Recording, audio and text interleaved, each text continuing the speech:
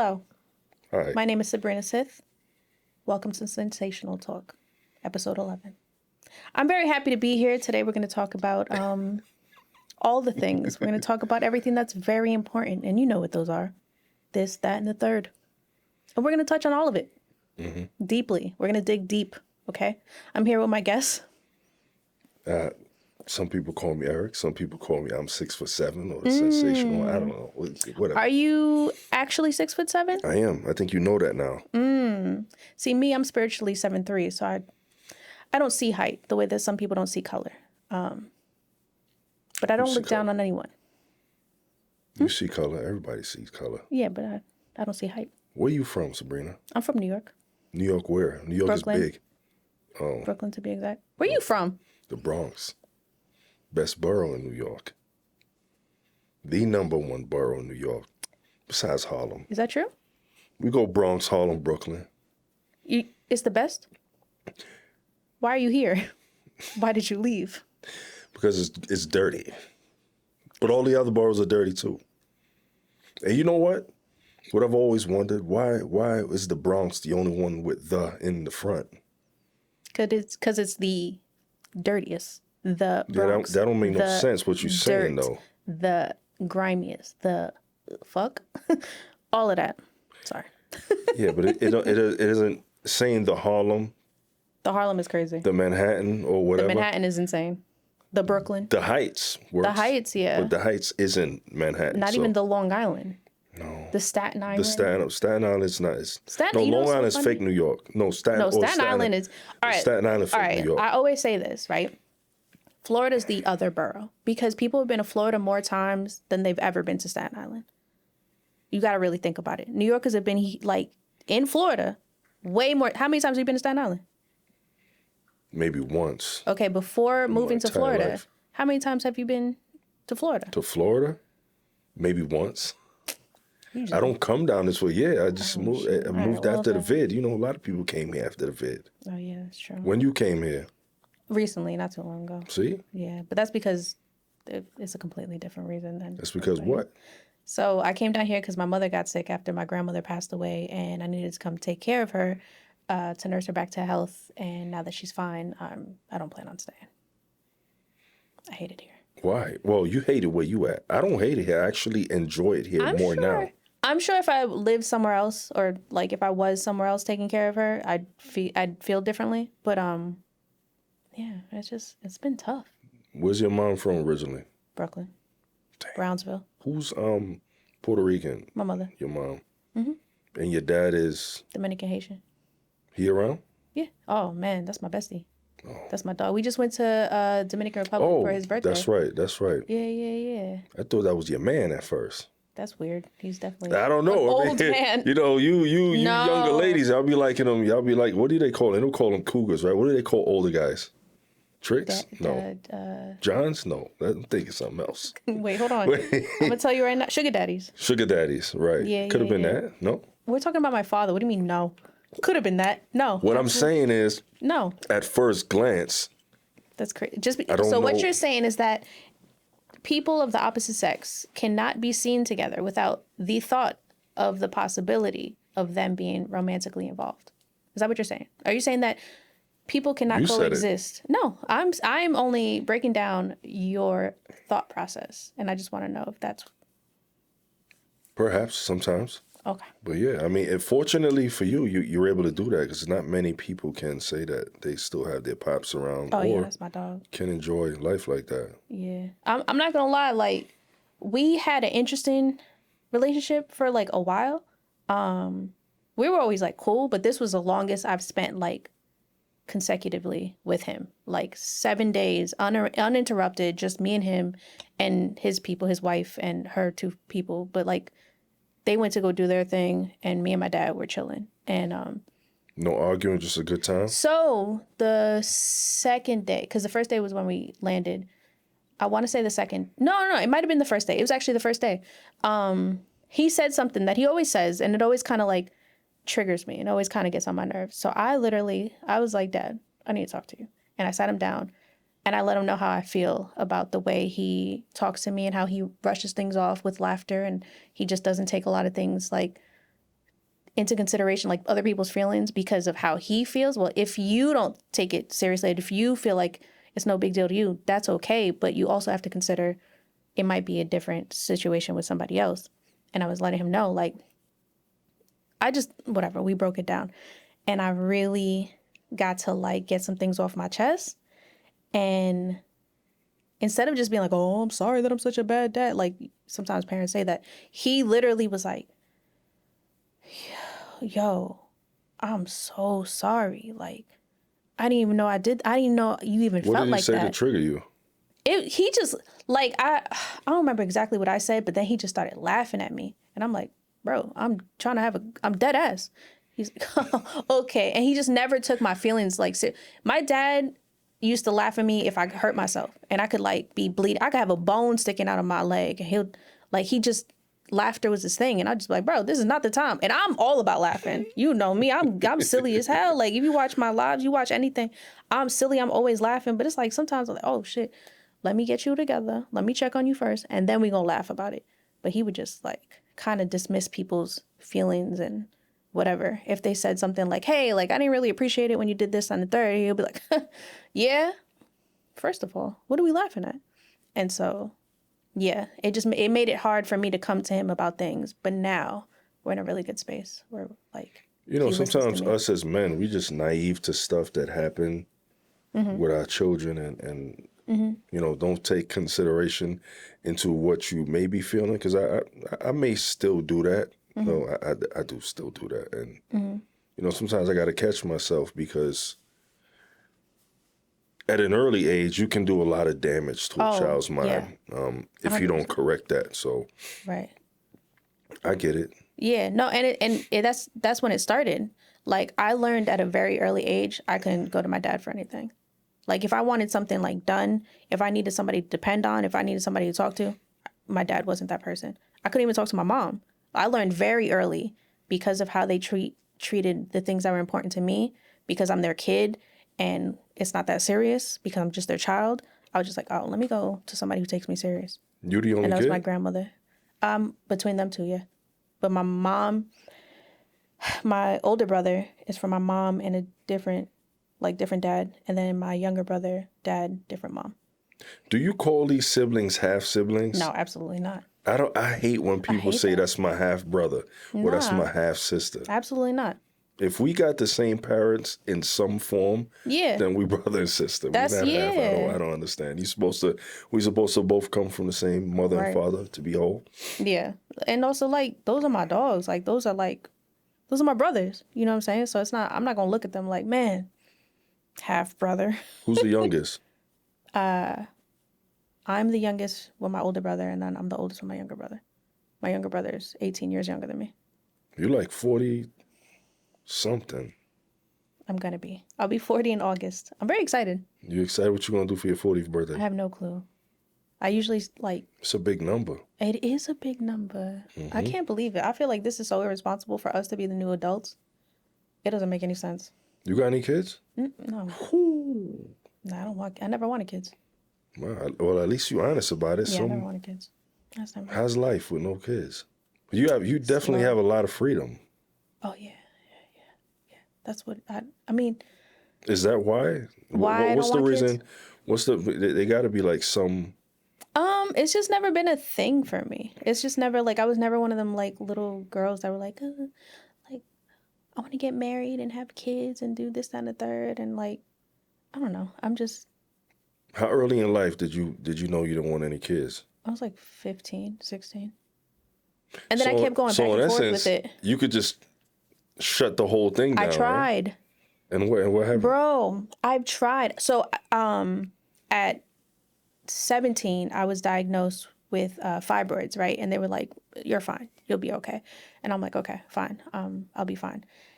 And when I was 23, it got so bad, they grew to the size of a grapefruit that I was like bleeding and I was damn near dying. Like I got super skinny, super pale. Like it was literally killing me.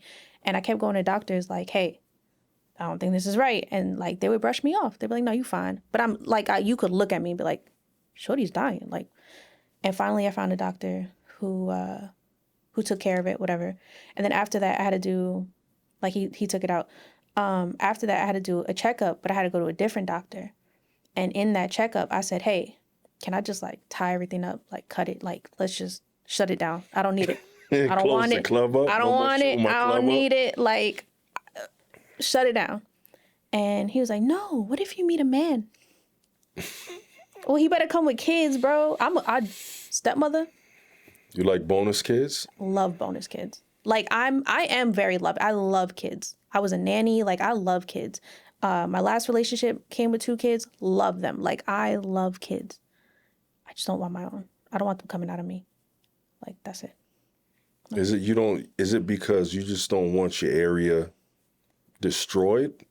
Or, I mean, you say you don't want them coming out of you. That's the only way they're going to come out. I don't know.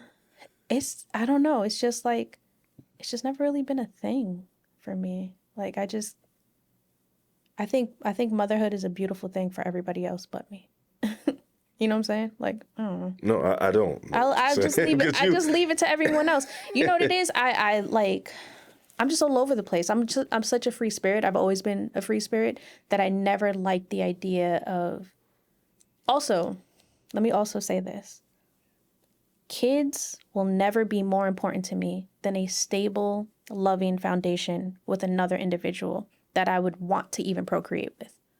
Because I think that's way more important of a discussion to have than just popping out kids for the sake of popping out kids. I've never heard anybody say that. I mean, because it's true. I hate when people ask me, like, why you don't have no kids? I'm not, what? I need a man. I need somebody that, like, I'm truly feel secure with. I'm not going to bring kids into a broken home. I'm not going to bring kids into, like, and I get it. Like, it happens. Things happen. But it's just, like, it won't happen to me, though, because I'm good. I think I just also watching a lot of, like, broken homes and a lot of, like, dysfunction is what really probably made me not want kids. You think that could ever hurt you in a relationship? Well, let's just say you meet a man that ideally, I don't know if there's a man out there that you could come across that would make you want to have kids, right? But sometimes the man may not have kids and may want kids, and that can damage a relationship. I've seen it damage relationships before. You don't fear that could be something? No, because what's for me is for me. That person wouldn't be for me. Like, I'm not going to force anything just because what I want is different from what they want. Like, if it doesn't align, I'm not going to take away from anybody. Like, if I meet a man, and I've met men that are, like, amazing individuals, and one of the first questions I ask, like, do you want kids? If you already have kids, do you want more kids? And if the answer is yes, respectfully, I'm going to have to part ways, because I know for a fact that that's not something I can give you. And it's not something I'm willing to do. And also, like, what are the odds? Also, I'm about to be 40. You know what I'm saying? Are you able to get pregnant? Shit, I'm Caribbean, okay? Just don't hug me, and like, you know what I'm saying? Shit. You've been blessed then. You've made it 40 years, no kids? Yeah. But, like, long relationships where, did a good job. How, man? Pulling out really don't work. My eggs are like Neo. Birth control is a joke. They dodging the sperm. I see. My eggs are like Neo 40 with no kids? I don't think it's that hard to avoid getting pregnant. Yeah, sometimes, but for I'm not gonna say 40 years. Let's just say you started at 20. So for 20 years, you've been dodging for 20 years. That's crazy. No oops in 20 years. Oh, I've had a oops. Don't say okay. See? Yeah, I definitely had a oops. Okay. Definitely had a oops. Okay. Yeah. I thought it was just like 20 flawless years. Oh, like no, you just I been wish. lucky I had for a 20. oops. When you say oops, define your oops, because maybe we got 2 different ideas of what oops is. The oops turned into a yeet. Got it. Okay, got you. I got you. Heard you. That was a good way to put it. Did that make you sad or? No. I don't attach. We were saying this earlier. My detachment game is, like, strong. Like, I didn't attach myself to the idea of anything other than continuing on the path that I already laid out for myself in that way. You stone cold. I'm you realistic. Nah, I don't want to be delusional. I don't want to be. I choose peace every time. I'm not going to create something that doesn't need to be created just for the sake of being sad or for the sake of being, like, I don't know. I'm focused on what I want, and it's not that. So me just hearing you saying this stuff, right?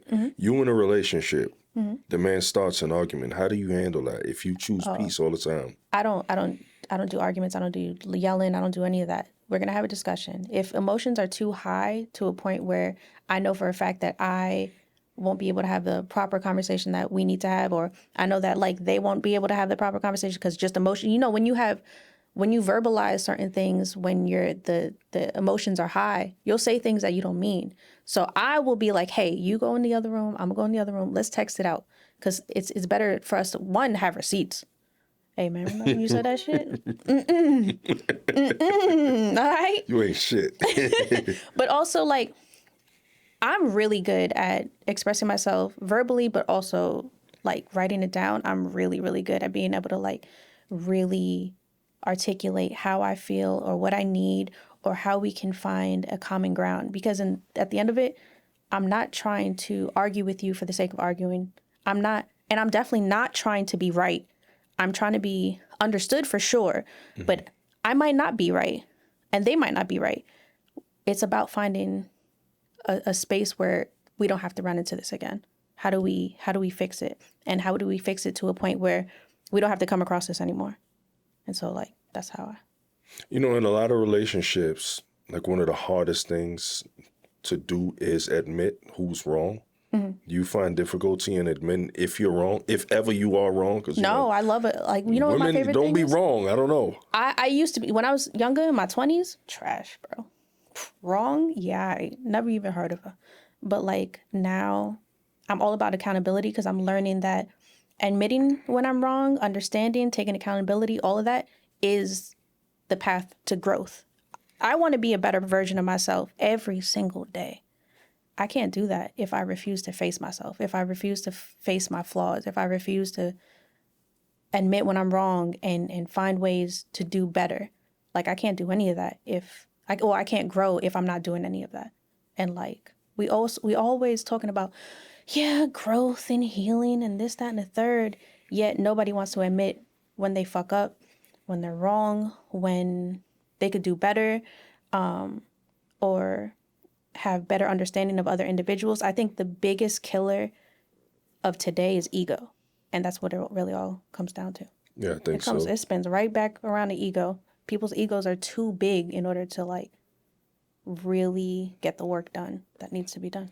I mean, once you learn how to start taking accountability, it kind of becomes easy from that point on. Like if you've never done it, then it's hard to do because just break it. You don't need it, right?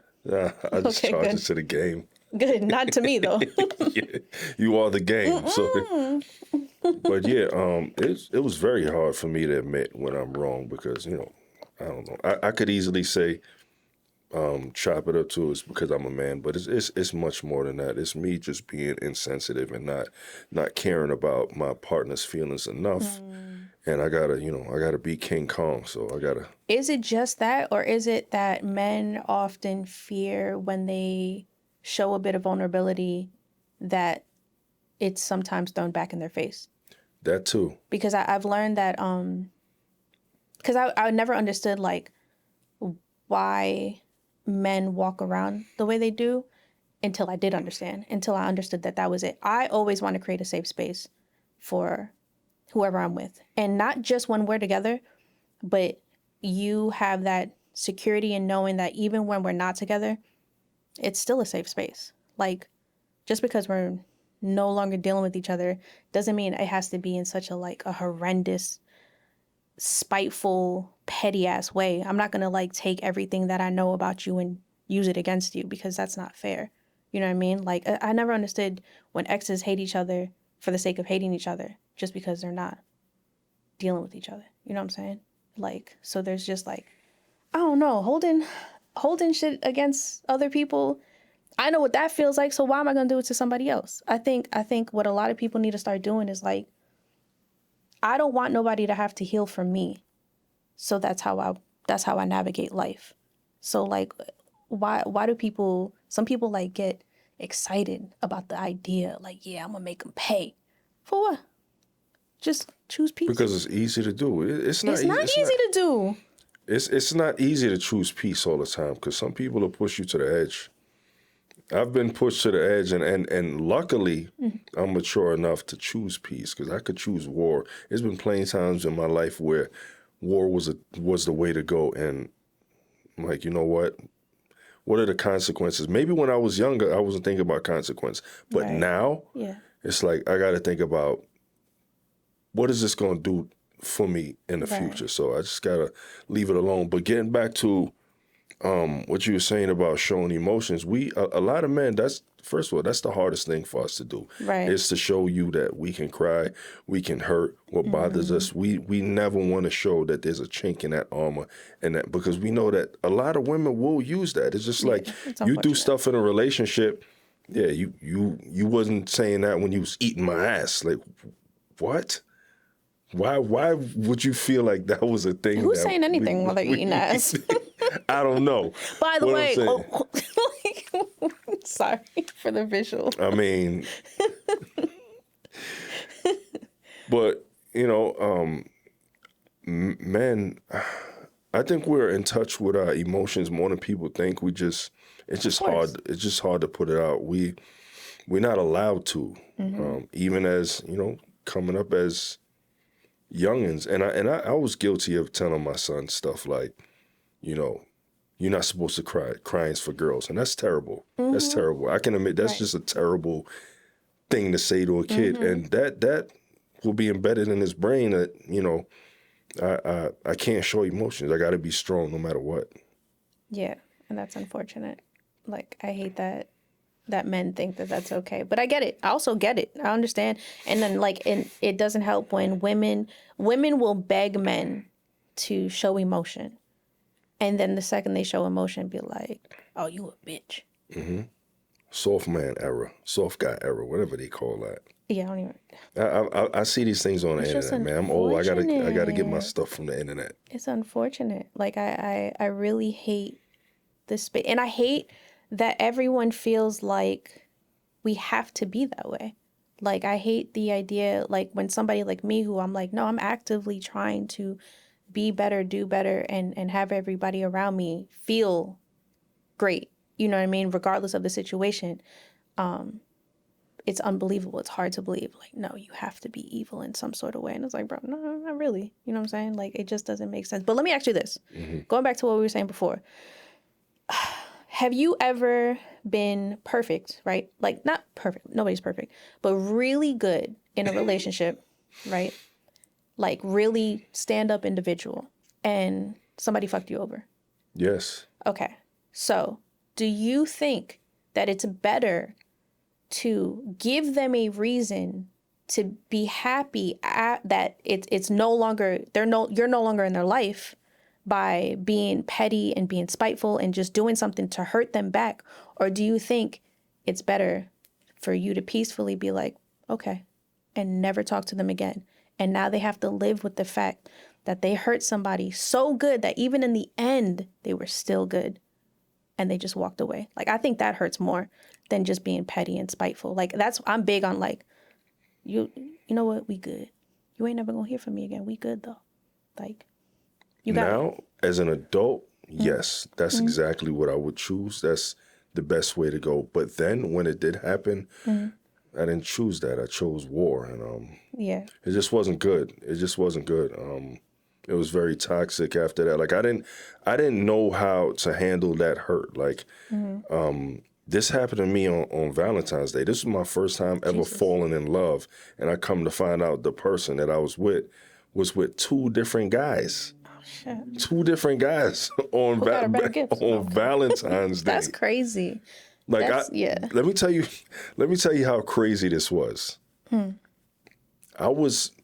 were living in Brooklyn at the time, Sunset Park, so not really Brooklyn. Was it Sunset Park? It was one of those nice parks. Oh, that's nice. Yeah. The Sunset Park? Yeah, Sunset Park is nice, yeah. So she was living in a room.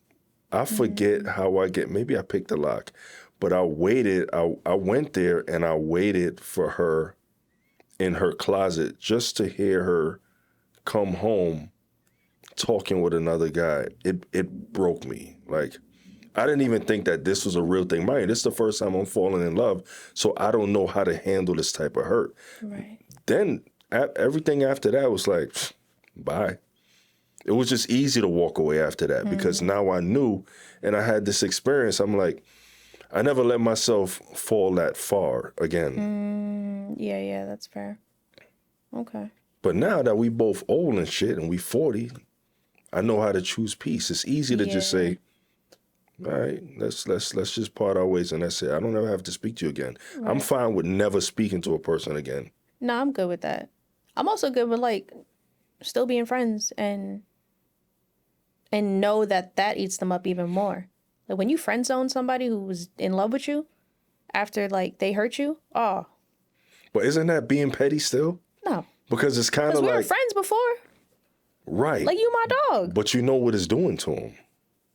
But it's their choice to continue the friendship. Like I'm not doing it to be petty. I'm doing it because that's my friend. You know what I'm saying? And they chose that. I didn't choose to be only friends with you at this moment because we did have like a good time. We did have our moment. But now that you destroyed that, you broke that, okay, fine, whatever. That's no longer a factor in our dynamic anymore. Like now we're just friends. So everyone who you've been with in the past, you were able to maintain some kind of end amicably and you just... In the past? Oh God, my 20s? No. But now you could do it. Yeah. Now I'm fine. But that's because I feel like everyone I've ever loved needed it. And I'm okay with that. Needed what? Your friendship after? Needed love in the moment. Like, I'm okay with that. You know what I mean? I was only doing what I was supposed to do in the moment. And how they treat it and what they do with it has nothing to do with me. Because I played my part. And what they do has everything to do with them internally, whatever they project, whatever that, that has nothing to do with me. Because I know who I am and I know how I show up. And so I know that they have to live with how they showed up and what they did. And so, like, if it ends in a friendship or even, like, if it doesn't end in a friendship and once in a while, like, hey, you good? Okay, I'm good. So, okay, good. Like, it don't even have to be, like, a friend situation. Like, if we see each other, there's no beef type stuff. You know, sometimes that could cause turmoil in a new relationship because y'all still friends. Mm-hmm. Some people can't understand that, you know, if you used to be with this person, y'all used to be in love, and y'all still friends. You want me to believe that there's nothing there? There got to be something there. Why does there have to be? Because why is there a friendship after that? Because why aren't you friends with the people that you love? For the same reason why you're not with the person that you love. I think... Why are you friends with the person that you love? Because if you're friends first, like, that's your friend. You know what I'm saying? Like, I think... You think their partner's going to understand that? I'm all for having the discussion of boundaries and understanding and distance if that came up. Yeah, that's but this is somebody who used to make love to, okay. We're in love with, lived with. But why are we holding on to the past? Like our ego. No, we're not talking about the guy. We're talking about his new partner. I don't know that she will be comfortable with that, and then that may cause something between y'all. A new partner? Yeah. Oh, she'll love me. You think so? Oh, 100%. I don't know. That just don't sound like reality in this world. I'm very intentional to I'd rather make that woman feel comfortable in any way, shape, or form and make sure that they're good than be egotistical about it and be like, well, that's my friend. I don't got to worry about, like, I know how important it is to have that kind of peace in a relationship and peace of mind and understanding. Also, if I can't be around them as often, but if they need somebody to talk to, and I know, like, I kind of hate the idea that women are automatically pinned against each other just because they've dealt with the same man or whatever. Like, I've been in a relationship and I've met his exes, and I even had this one girl say, yo, you're mad cool. I didn't know what to expect when I met you, but, like, you mad cool. And I'm like, yeah, what am I supposed to be like? You seen his dick mad long ago. Like, bro, I don't fucking, what? I'm seeing it now. It's a level of maturity. It takes yeah, I think that's what it is. I'm not over here gonna be like, I'm very mature, but I am. Like, when it comes to, like, everyday stuff like that, I look at things as like very maturely because we all live that life. You know what I mean? We've all dealt with somebody, we've all walked away, and we all know that it's never going back to that. So why isn't that true for everyone else? And it's only true for us. I have clinical depression, I have anxiety, I have ADHD, I have all the things, right? And I think that's a main reason why I'm so actively pursuing peace. Because if I don't, I could be just like that. How's your mental health right now? It's a little fucked up, I ain't gonna lie. I'm not okay. But what brings me joy is like bringing other people joy. So like, that's why I go live a lot. I like making people laugh, and I let people join on in my lives, and like, they always have a good time. And yeah, I think my purpose is to pour into others, make people feel good, laugh, and yeah. They be thinking they're about to get a date with you, man. I know, I love that. But they're in like Ghana. What you mean They you be in love Ghana that? because they're so funny about it. They were like, "Oh, baby, I come to America." I'm like, "No." And they probably will. They probably will come for you. Don't come to. I'm gonna adjust the camera real quick. If you ever join my live and you think that it is going to spark a romantic interest in me for you, absolutely won't. And if it did, shoot or shoot. I am very quick to shoot my shot. I will apply pressure. If you feel no pressure being applied to you, baby, you ain't it. But I love you. I wish you well. On your forehead. You know what I'm saying? What does it take to date someone like you? Whoa. You think you're hard to approach? No, I hope not. I've been told that I am, but I don't want to be. Like, I'm not, I don't know. I just need somebody who's okay with, yeah, peace. I need somebody who understands themselves. I need somebody who knows themselves for real and not just says that they know themselves. Oh yeah, I know myself. Like, do you really know yourself?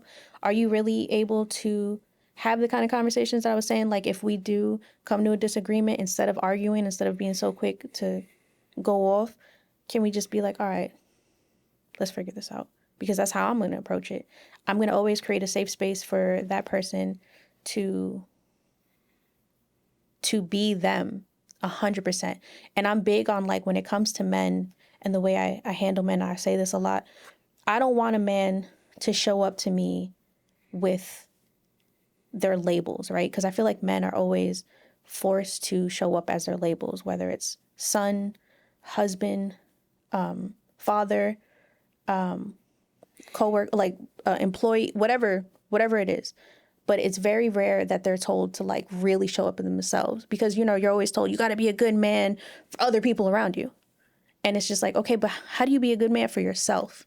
And I need somebody who is either on the path to figuring that out or already knows who they are as a, like, deep down inside, because that's the work I've been putting in. Like, I know who I am. I don't know 100%. I'm still working on it. But hey man, I don't want to be out here like perfect. No, it's still like, it's gonna be a forever thing, because we're constantly evolving. We're constantly learning new things about ourselves. And I just need somebody who is on that journey as well. So like, that's one. I love me a gamer. You play games? Yeah. Like what? What system? Call of Duty, PlayStation. Ooh, you a PS girl? Yeah. I was an Xbox shorty. That's how I got Sabrina Sith. That was my Xbox. I was wondering where that Sith came from. Yeah. Like Star Wars Sith? Yeah. So you a fan? I got Darth Vader tattooed on me. I got the Rebel Alliance. Let me see that. He has the Misfit skull in his face. I see. And then I have the Rebel Alliance tattooed on my sternum. And then I got the Nintendo controller right here. Like, yeah, I'm really. Who did that shit? You did that shit? First of all, I was 16. Yeah, I was like Who 17. did that? It looked like you did that. That shit hurt. That's why, because I was mad young. I'm not going to speak, because I had a Mickey Mouse on my arm. It was rest in peace. My cousin Ghost did it, but I got to get it covered up. And I thought I was hot shit when I was. You thought you was a man in these streets. I think I was 15, walking around with a Mickey Mouse tattoo. He made the machine from, I forgot what the motor from something, a piece from a shopping cart, the fucking needle from a guitar string. Really? Yeah, we did it in the house. This tattoo, it stands for vegan straight edge. was done with Indian ink and a sewing needle on a Brooklyn rooftop. And it came out pretty good. You super hood, man. You just doing all the... Oh, just random shit. Yo, you just your body. You just let anybody do what they wanted to do. Right? My best friend did this. I could tell. Hey man, it's not bad for like Indian ink and a sewing needle. It's straight. Who did everything else? I have a bunch of different artists on me. Like I collect art as far as tattoos go. So this was Eric Jones. Her name was Marina. Burt Crack. Burt Crack? Yeah, he's actually a really well-known tattoo artist in New York. Back here, Charlie Foos. I have a lot of Charlie Foos on me. If like anybody's into like tattoo culture, especially New York tattoo culture back in the early 2000s, they would know these names.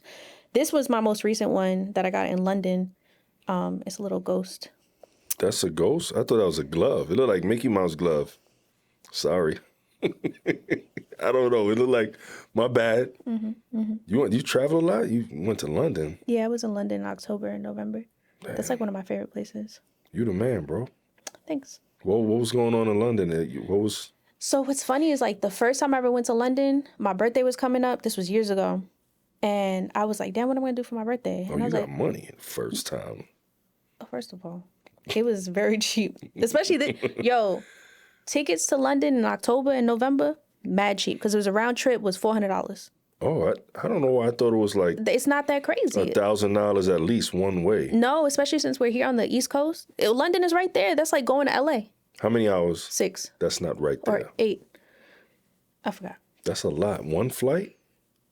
Yeah, but I go to sleep on flights. I'm quick. One time I went on a 40-minute flight, I fell asleep. My body instantly falls asleep on flights. I try. It never works. I try to fall asleep before it starts to take off. It never happens. It always happens for me, no matter what. I'll be like, I'm going to stay awake. Done. Like with no medication? Just nothing. Natural? Just naturally. I don't know what it is. I don't know if it's like, I don't know. The air. I don't know. The air up there. That's yeah. what it is. But I've been traveling like forever. My mom, she was always on like taking me somewhere or whatever. But wait, the first time I went to London, it was my birthday. I was like, damn, what am I gonna do? I kind of want to go to London. And I booked the trip and left 3 days later and went by myself. And I had the best time. Like I went by myself. I knew nobody in London. I stayed in Shoreditch, which is like kind of like the poppin' ass areas, like kind of like downtown Brooklyn. That's the best. I mean, not downtown Brooklyn, downtown Manhattan. Is probably the best way. Wasn't dangerous? So London is nothing but New York, but older and with an accent. Like it was just like it was literally same walkability, same everything. Like London is just New York. How's the food there? I'm vegan, so it was good. It was good for me. Oh man, last time I was there, I went to this Nigerian spot and they had vegan options and the fufu and igusi. So good. I hear about fufu. I want to try fufu. That's the shit that looks like silly putty, right? Yeah. Pounded yam. It's really good. That's what it is? Well, the fufu itself, whatever you eat it with, that's what's good. Yeah, it's meant to like you. What's the flavor of that by itself? Fufu? It doesn't have like a strong flavor. It's really just like the catalyst for like. Right, because I see stuff. People like picking up and like putting it in like gravy or chicken and just... like it could be a stew or an igusi or something like that. And like so, what you do is that you take the fufu and you kind of make like a scooping little situation. Then you scoop it up and then. You're creeping me out doing that. I hate. It's weird for me to watch people do it because it's like. Oh, then. I don't know. Yeah, you can't eat that. You got to eat it with your hands like that. You have to eat it with your hands. I mean, I'm okay with eating food like chicken with my hands, but it just seems like a mess. No. It's so good. I'm sure there's a place near here. So when you dating, right, do you have to date someone who is vegan? I'd prefer it. I don't want to date anybody who is going to give me a hard time for being vegan. I've been vegan for 20 years. I'm not about to like change. I mean, me personally, I would never try to change someone if I came across like, if my wife was vegan, but how does that work? Because I'm trying to figure out, like, out of restaurants where I go, because I like meat. Pause. No pause. Go ahead. Sit in it. Sit in it. Okay. But like places that I go, right? Mm-hmm. Like let's just say Longhorn Steakhouse. What would you get from there? Or is there any option? I wouldn't even go to Longhorn. Right, that's what I'm I would saying. have to So find where would y'all somebody who's go? okay with, because there's plenty of restaurants that have vegan options, right? That have good, not just salad. I hate when people are like, well, I have salad, and like I can't even have the dressing because it's not vegan. So, and do these guys say salad? No, I want food. So I have to. I do prefer a vegan because I'd rather just go to a vegan restaurant and just I could have anything on the menu. But nowadays, so many places have options like Buffalo Wild Wings. I think it's Buffalo Wild Wings. They have like a whole vegan menu. Do they? I don't know. I wouldn't know. Yeah, they have. I know they got menu. wings. And they have They vegan got wings. grilled chicken. And they have vegan chicken. With bones? No, there's no bones. I don't know. I don't know what's vegan. Like the next time I go, I might have to look at the vegan look at the vegan menu. options and see. But that's what I'm saying. If you in a relationship with your last relationship was how long? 5 years. Right. So in 5 years, right? Was he vegan? Mm-hmm.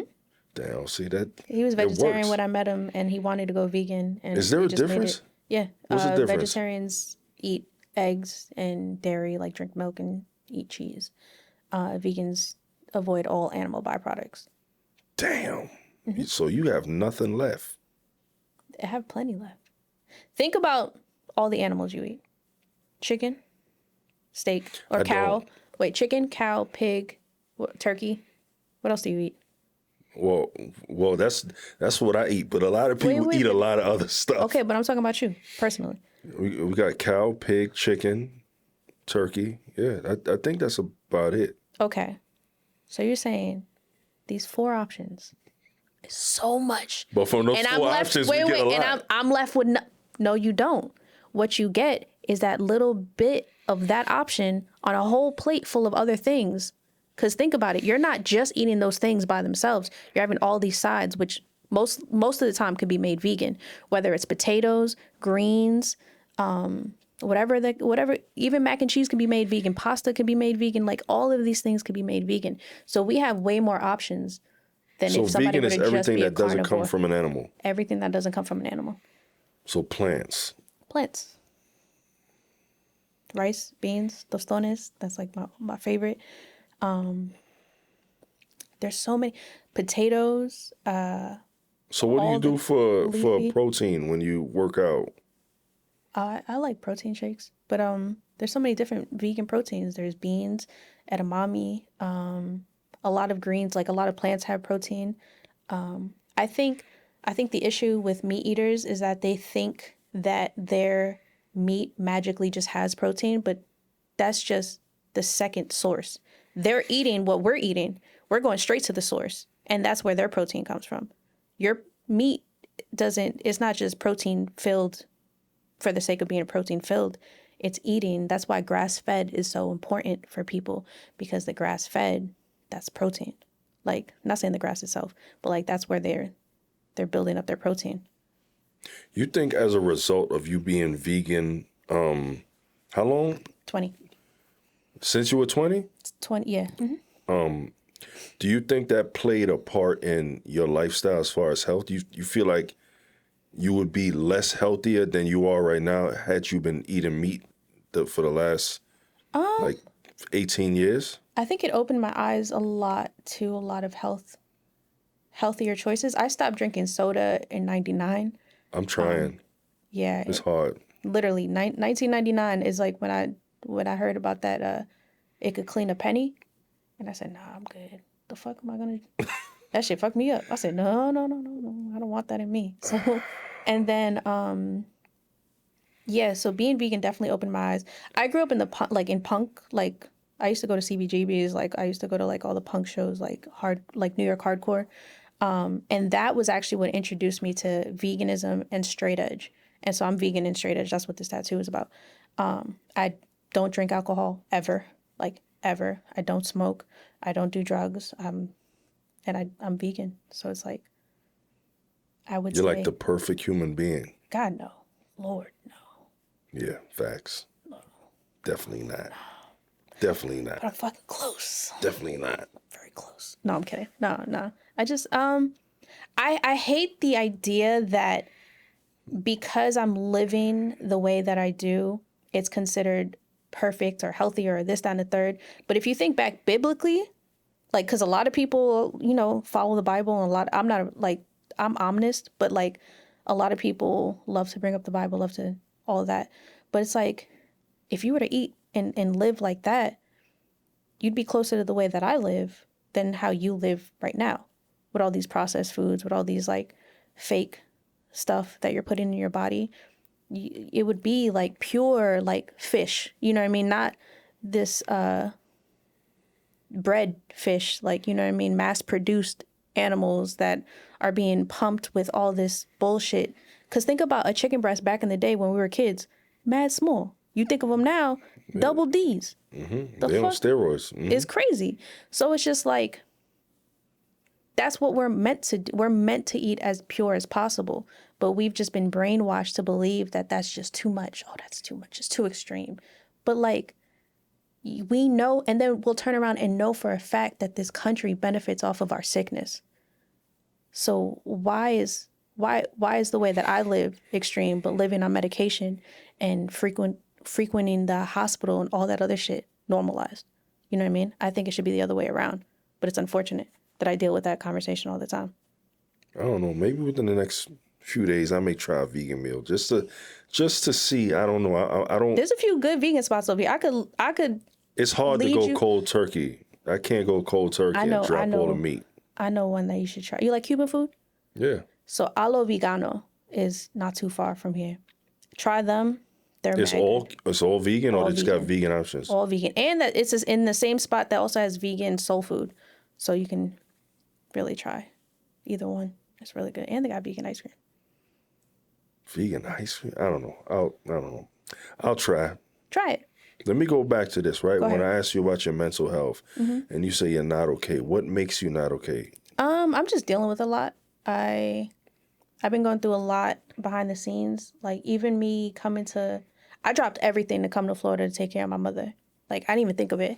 And now I'm kind of in a spot where I'm like, the fuck am I doing? You know what I mean? Like, now that she's better, it's kind of hitting me that I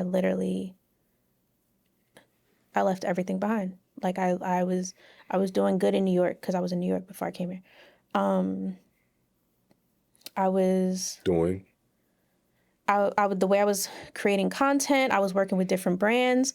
I was on multiple podcasts that like was getting a lot of good traction. And then they're constantly asking for me to come back. Like, the people are constantly asking for me to come back. All these things that could have catapulted me into the direction that I'm trying to head, like I'm trying to go. But when my grandmother died, I don't know, it fucked me up. And then when it affected my mother's health, I was just like, let me go over there, like make sure, because I would hate that if I just was like, oh, she'll be all right, and then something happens to her, and like I ignored it because I was being too selfish. You know what I'm saying? How old was your grandmother? My grandmother, she was 98. Oh, she lived a long time. Yeah, she chilling, man. That was my best friend.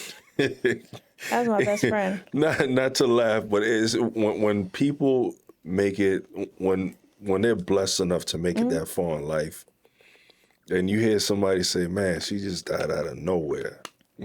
Man, it caught us all off guard. Out of nowhere? It caught us all. We were like, what? She just went jogging last week. It's crazy. Nah, no, we knew it was coming. She had Grandma, Alzheimer's and dementia. your grandmother was like mother to you. Yeah, that was my mom's, for real. Because my mom, she never really knew how to be a mom in, like, the traditional. She watched a lot of Lifetime movies, and she wanted that. And I'd be like, shorty, it doesn't just happen. You have to create a space for that to happen. You know what I'm saying? Like, I feel like I could talk about my mother, and I feel like a lot of people will understand it. Because it's funny how a lot of people go through the same thing. My mother has a hard time. The reason I am who I am today is because I wanted to be the complete opposite of people in my family. One of the main ones being my mom. She has a hard time taking accountability. She has a hard time listening and understanding when you need something from her. Like, hey, I need you to, like, not be so harsh. I need you to not be the toughest critic. I need you to not stare at me and look for something to judge me on. I need you to not like be my first bully. Like she was my first bully. Like, you know what I mean? I feel like a lot of women go through that where their mothers are their first bully. At least women my age, because I'm noticing that the younger generation are doing better. But Are they? a little bit, smidge. Because, yeah, I mean, at least they're acknowledging it. Like, yeah, my mom was my first bully and I'm not going to do that to my kid. And then there are also some parents that are like trash. Yeah, for sure. Yeah. Yeah. I could. Yeah. But there's just like a lot, like, even with her health, she's always been really stubborn. She's been smoking cigarettes forever, literally to this day. My mom's entire family has been diagnosed with cancer. They're all overweight with, not all of them, but like a lot of them on medication. Literally every single person has been diagnosed with cancer. Like, it's crazy. That runs in your family? Diabetes. No, the recipes do. Recipes run in my family. So you could either feed a disease or fight a disease. They was feeding it. So that's why I've been to a doctor. I've checked my genes. I've done all the work to see, am I in risk? Am I at risk for any of that? But I'm good. It's literally just like how they eat, and they all eat the same, and they all live their life the same, and they all have like different vices that are literally killing them. So it's just like, I watch that and I refuse to like go down the same path because it just doesn't look fun. You know what I mean? Like, if the zombie apocalypse happened, I want to be able to run. Well, you seem like you keep up a healthy lifestyle. You work out often. What's your workout regimen like? Since I've been out here, it's been a little bit of a mess. My gym is like an hour away from my house. What? But I go. An hour away? Yeah, I was there yesterday. There is one that's closer that's 40 minutes, but it's always super busy. So I'm like, let me just take the extra few minutes to go to one that's not that busy, and I get to hit all the machines. It's brand new. And it's, oh yeah, I like that gym better. But yeah. I can't imagine where you gotta live that the closest gym is 40 minutes. I live in a swamp. Florida is a swamp. That's what It they is say. a swamp. Yeah, I live in a swamp. Yeah, but yeah, I try. Are you 40 minutes away from life, from human interaction? Nah, there's a oh damn. I was gonna say no. There's a Publix up the block. They just tore that down. There's not even a Publix up the block. There's a McDonald's. That ain't got nothing to do with me. We talking about socializing, like having some kind of love life. Not that you're looking for. I am. Oh, okay. If anybody watching. When was your last love? My last love was 2 years ago. What year are we in? 25, 20? 25. 22. 2022. Yeah. That's my last relationship. So 3 years ago. Wow. So what you been doing for the last 3 years? Just celebrating it out? I've been trying to become the person that I feel like I need to be in order to get what I want. I feel like we're in a time, you know. I don't know nothing. No, listen. You do know. I'm gonna tell you why you know, because you be on your mic like sensational. Is that what I sound like? Exactly. But like these women get, and I love women. Like my whole spiel is like I love women energy. I love being around women, but this new mentality that's going around behind the mic, where they're like asking for this, that, and the third, and like there's a lot of those going on. Yeah, and they want this, and they want that, and they want this, and you better not do this, and da da da da, and it's like, but who are you to one, not only receive it, but how are you going to sustain it? Are you the person you need to be in order to sustain somebody like that, who's going to be able to bring all that, who's going to be able to do all of those things? Are you in a space where you can maintain it? We have to stop acting like we're the prize simply for existing, because if you go to an arcade and go to the prize room, everything in there is a prize, but of different value. So where do you lie? You know what I'm saying? So like, I really feel like I'm working on becoming of higher value. I'm working on becoming the person that I need to be in order to sustain exactly what I want. So that's what I've been doing. But I'm in a better space now, where I'm like, I can Damn, you just entertain. dropped some bars on me. I ain't gonna lie, you rap. You just You know what I'm saying? You know, I that know was a little- kind of slick there. I never heard it quite put that way. Yeah, it's just like a thought that I always think about that. Like when I'm hearing all these things, I'm like, okay, but what do you, like, I've been with somebody who is well known. I've been surrounded by the rappers, the athletes, the celebrities, and all of that. Not saying I've been with them, but I've been around them. Like I have friends that are in that realm, and I watch them and I hear them talk, and they confide in me about the women in their lives. And I've learned that, one, there's no peace over there. Ladies, if y'all want peace, do not go for them. There's no peace. But even if you do find some slither of peace, if that's what you want, you also have to have a certain mindset. You have to have a certain energy to you. You have to be able to bring something that, just the way that we as women want somebody to add to our life, so do they. You know what I mean? So it's just like, you have to become the person that you need to be in order to sustain what it is that you want. And that's where I'm at. Why you feel like you saying everything you just said, why do you feel like women call other women who speak like that pick-me's?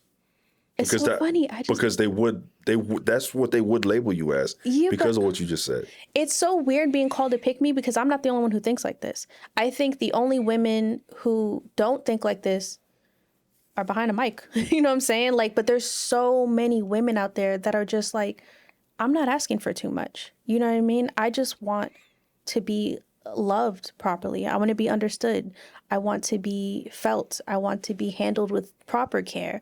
And I also, knowing that I'm receiving all the things that I need, I can then pour into my man and do everything I need to do for him and make sure that he feels loved and understood and felt and all those things. And it's just like, that's all I'm saying, is that like, we need somebody who is equally yoked with us. You know what I mean? But sometimes we could be a little delusional. You know what I'm saying? And that's, When you say we, you talking about women? yeah, man. But no, people in general. You said it, I ain't saying No, it. people in general. I think people in general can be a little delusional, because it's not just women. You see men. You see men. You see men under these pictures commenting on these shorties like, sweetheart, papi, por favor, I'm gonna need you to understand that she not gonna hit you up, sir. Because it's men too. Men too need to also understand, like, and it's so funny because men will go after the women who, you know, that they want a certain lifestyle. You know that they're looking for this, that, and the third. And then be mad when they ask for that from them. And it's like, bro, stay in your lane. I think we all just need to stay in our lane. That's it. That's all I'm saying. You could tell who these women are, though. Like, I could tell, man. So it's very obvious, and one could argue that it's not. But everything has a look. It don't change. Maybe the person changed, but the look stays the same. What is the look? I don't know. I can't describe it. It's something you just know. It's more of I know it when I see it. I can't really say that there's per se, like a certain shape, height, face, but like it's I think it's a vibe. You can tell by talking to someone. Yeah. No, that's true. I do want to say this about the whole pick me situation. I feel like I speak for the women who are too quiet and too shy to say the things that I say, because usually women with my mentality aren't announcing how they feel all the time, because they're doing what they need to do. They're locked in with what they need to be locked in with, and they're just, you know what I'm saying? Like, so I have a lot of women that agree with me and that are on the same wavelength as me. So I'm okay with being called a pick me, because this is genuinely how I feel. I'm not saying any of this because I want somebody to pick me. I have the options, but I'm all about quality, not quantity. And that's another thing. Ooh, child.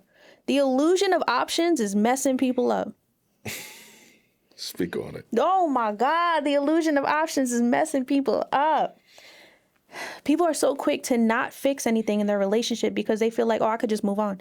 Because look how many people I got in my DMs. Look how many shorties be hitting me up. You're messing up. You're going to destroy a quality individual. Like, you're going to destroy a relationship with a quality individual just because you think that there's going to be better out there. Instead of trying to fix what you need to fix, because nobody wants to put in work anymore.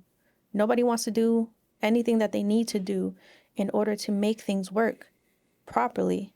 And they just have this illusion like, I don't chase them, I replace them. Like, you're not Jay-Z. You know what I'm saying? Like, even he didn't do that. You know what I'm saying? But I'm just saying, like, this illusion of options.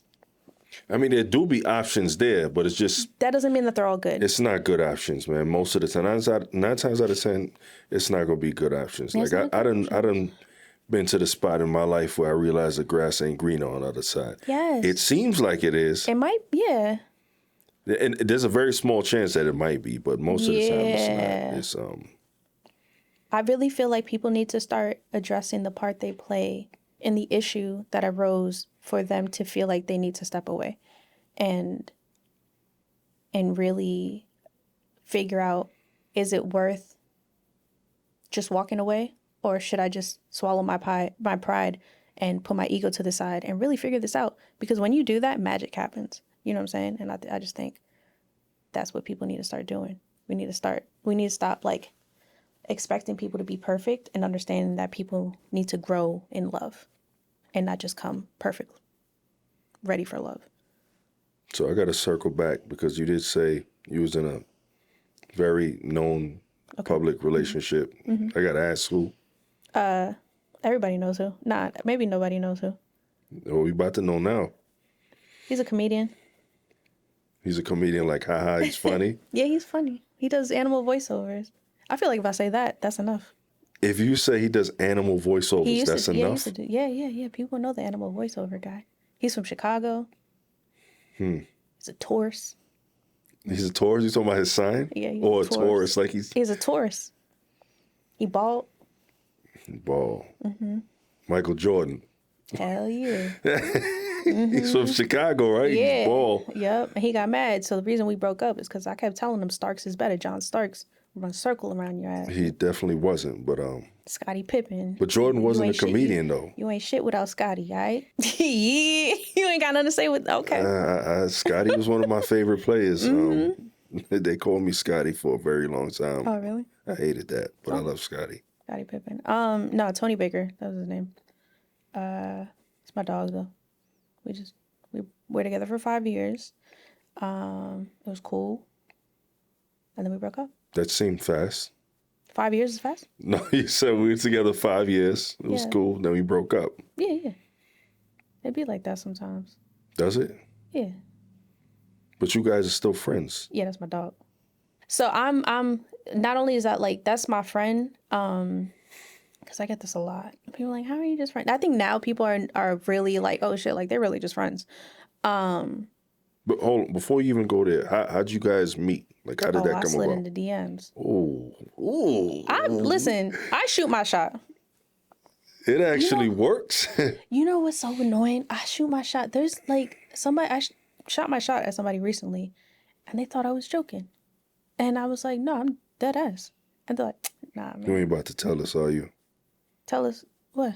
You say you just slid in somebody's DM again, right? Shot your shot? Yeah, but then they thought I was joking, and it was too much I had to prove myself, so I just said, you know what? Right. But what I'm saying, this is just a normal, regular... Individual? Yeah. Oh, yeah. Oh. Okay. Yeah. Oh, no, I don't... Now, I thought it was somebody else, like, who was, out there in the business. I've had a lot of those people slide in my DMs. Yours? I left one individual on red when they asked me to dinner. Because I panicked. I said, oh, no, I can't do it. Why?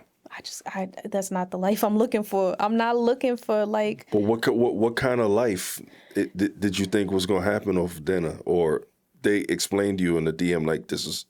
Because it's just... I don't care what kind of life that... Like, it's just too much. How can you tell what's real and what... Because, it don't matter. I ain't trying to go to dinner. A lot of these... guys, because of who they are, they know that they could sleep with random women just by taking them to dinner. Yeah. So how do you know, or do you know when it's real? Shit, I wasn't gonna find out. I wasn't gonna find out. It was. So you left him on red, and he didn't say anything else after that? No, because I'm sure I hurt his ego. I'm sure he's used to women. This is somebody who, yeah, he's definitely used to women jumping at the opportunity. And I was just like, nah, it's like the Homer Simpson meme, backing into the bush. That was me. I was like, nah. Who? No. Mm-mm. No, you're not going to tell me? I refuse. I'll show you the DM after this, but I'm not saying who. I got to see it after this, at least. Yeah. And then, like, I've had, like, a lot of, like, celebrities, like, try to pull up on me. But I'm not interested. Like, I'm really not interested. I know what it comes with. And, like, granted, Tony is a celebrity in his own right? But when I met him, I didn't look at him like that. You know what I mean? And also, social media is not, like, a thing that I'm like, oh, yeah, this determines who they are and their importance and da-da. And this was back in 2017 that we started talking, where before he even had 1 million followers or, like, people care about the verification, all that stuff. Like, this was before all that. All I knew is that he was a funny dude and we got along. And then after that, his celebrity kept taking off after that. But, like, we were already together by that time. So what am I going to do? You know, walk away like, hey, man, you're blowing up a bit too much for me. Like, you know what I mean? Nah. And he's a real person. He doesn't operate with a celebrity mentality. He forgets he's a celebrity, bro. I hate it. I hated it. He's leaked the crib that we moved in before. Like, he posted it. I was like, bro, that's off the Google image. Like, they can easily just take that image, put it in Google, and find our address. Like, it's oh yeah, I didn't think of that. In today's day and age, right? Define celebrity. What is celebrity? People know. Is celebrity the same as what it used to be, or is it different now? No, I miss old celebrity. Because old celebrity to me is like basketball player, movie stars. Yeah. That's what I miss. I just mean, like, a lot of people know him, and, like, a lot of people are fans of him, and yeah, you're a celebrity. Some would say. I mean, it's debatable. I guess we have to find a new word for that term for, like, social media fame. I would just say popular. I think popular is safe. Is that safe? Mm-hmm. It's safe because, you know, it depends, because, like, there's certain celebrities who are like celebrities who I see as celebrities who I've surpassed by, like, millions of followers. Yeah.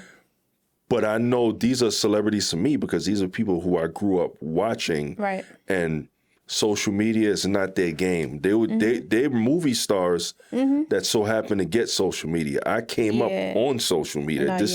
And that's what I mean. Do we need a new term for that? I don't know, man, because I don't know. People say that to me, but like you said with Tony, I don't operate with that type of mentality. I'd lead the same life as I did when I was in the Bronx. I walk around. Ooh. I don't, act like I'm better than anybody. Okay. If I'm asked for a photo, I take it. It's a little crazy that people want to take photos. I want to know exactly what you said, how you slid in. What was your cornball pickup line? Because I know it was corny. I said something. I said something. He posted a story, and I said something about it. And then he said something to me. And then I said, I made him laugh. I be making him laugh. I'll make a man giggle out his, my bad. You're so funny. I usually don't find women funny. I hate when people say that. I usually don't find women funny. I don't know why he's still taking off his drawers. My bad. But, like, I hate it when people say that. Yeah. And then we had a conversation and we spoke every single day after that. Literally every single day for 5 years after that. Yeah. It's my dog. Damn, you slid in the DMs. One would say it's hard after a relationship to maintain some kind of friendship, but it seems like you guys may have a healthy friendship. Like, there's no animosity. There's none of that. I just think, I had a big part to play in that, is because from the beginning. I knew it was your fault. Knew it. No, not for the breakup. Oh. the breakup was his doing. Like, he did something that made me like, oh, I can't. And I, Copy. yeah, I couldn't do it. I couldn't. It was more so like I did so much for the relationship that what happened let me know that I wasn't being respected the way I deserved to be. Like, and it was, I don't know. It was all good up until that one moment, and I was like, oh, got it. But How did he take that?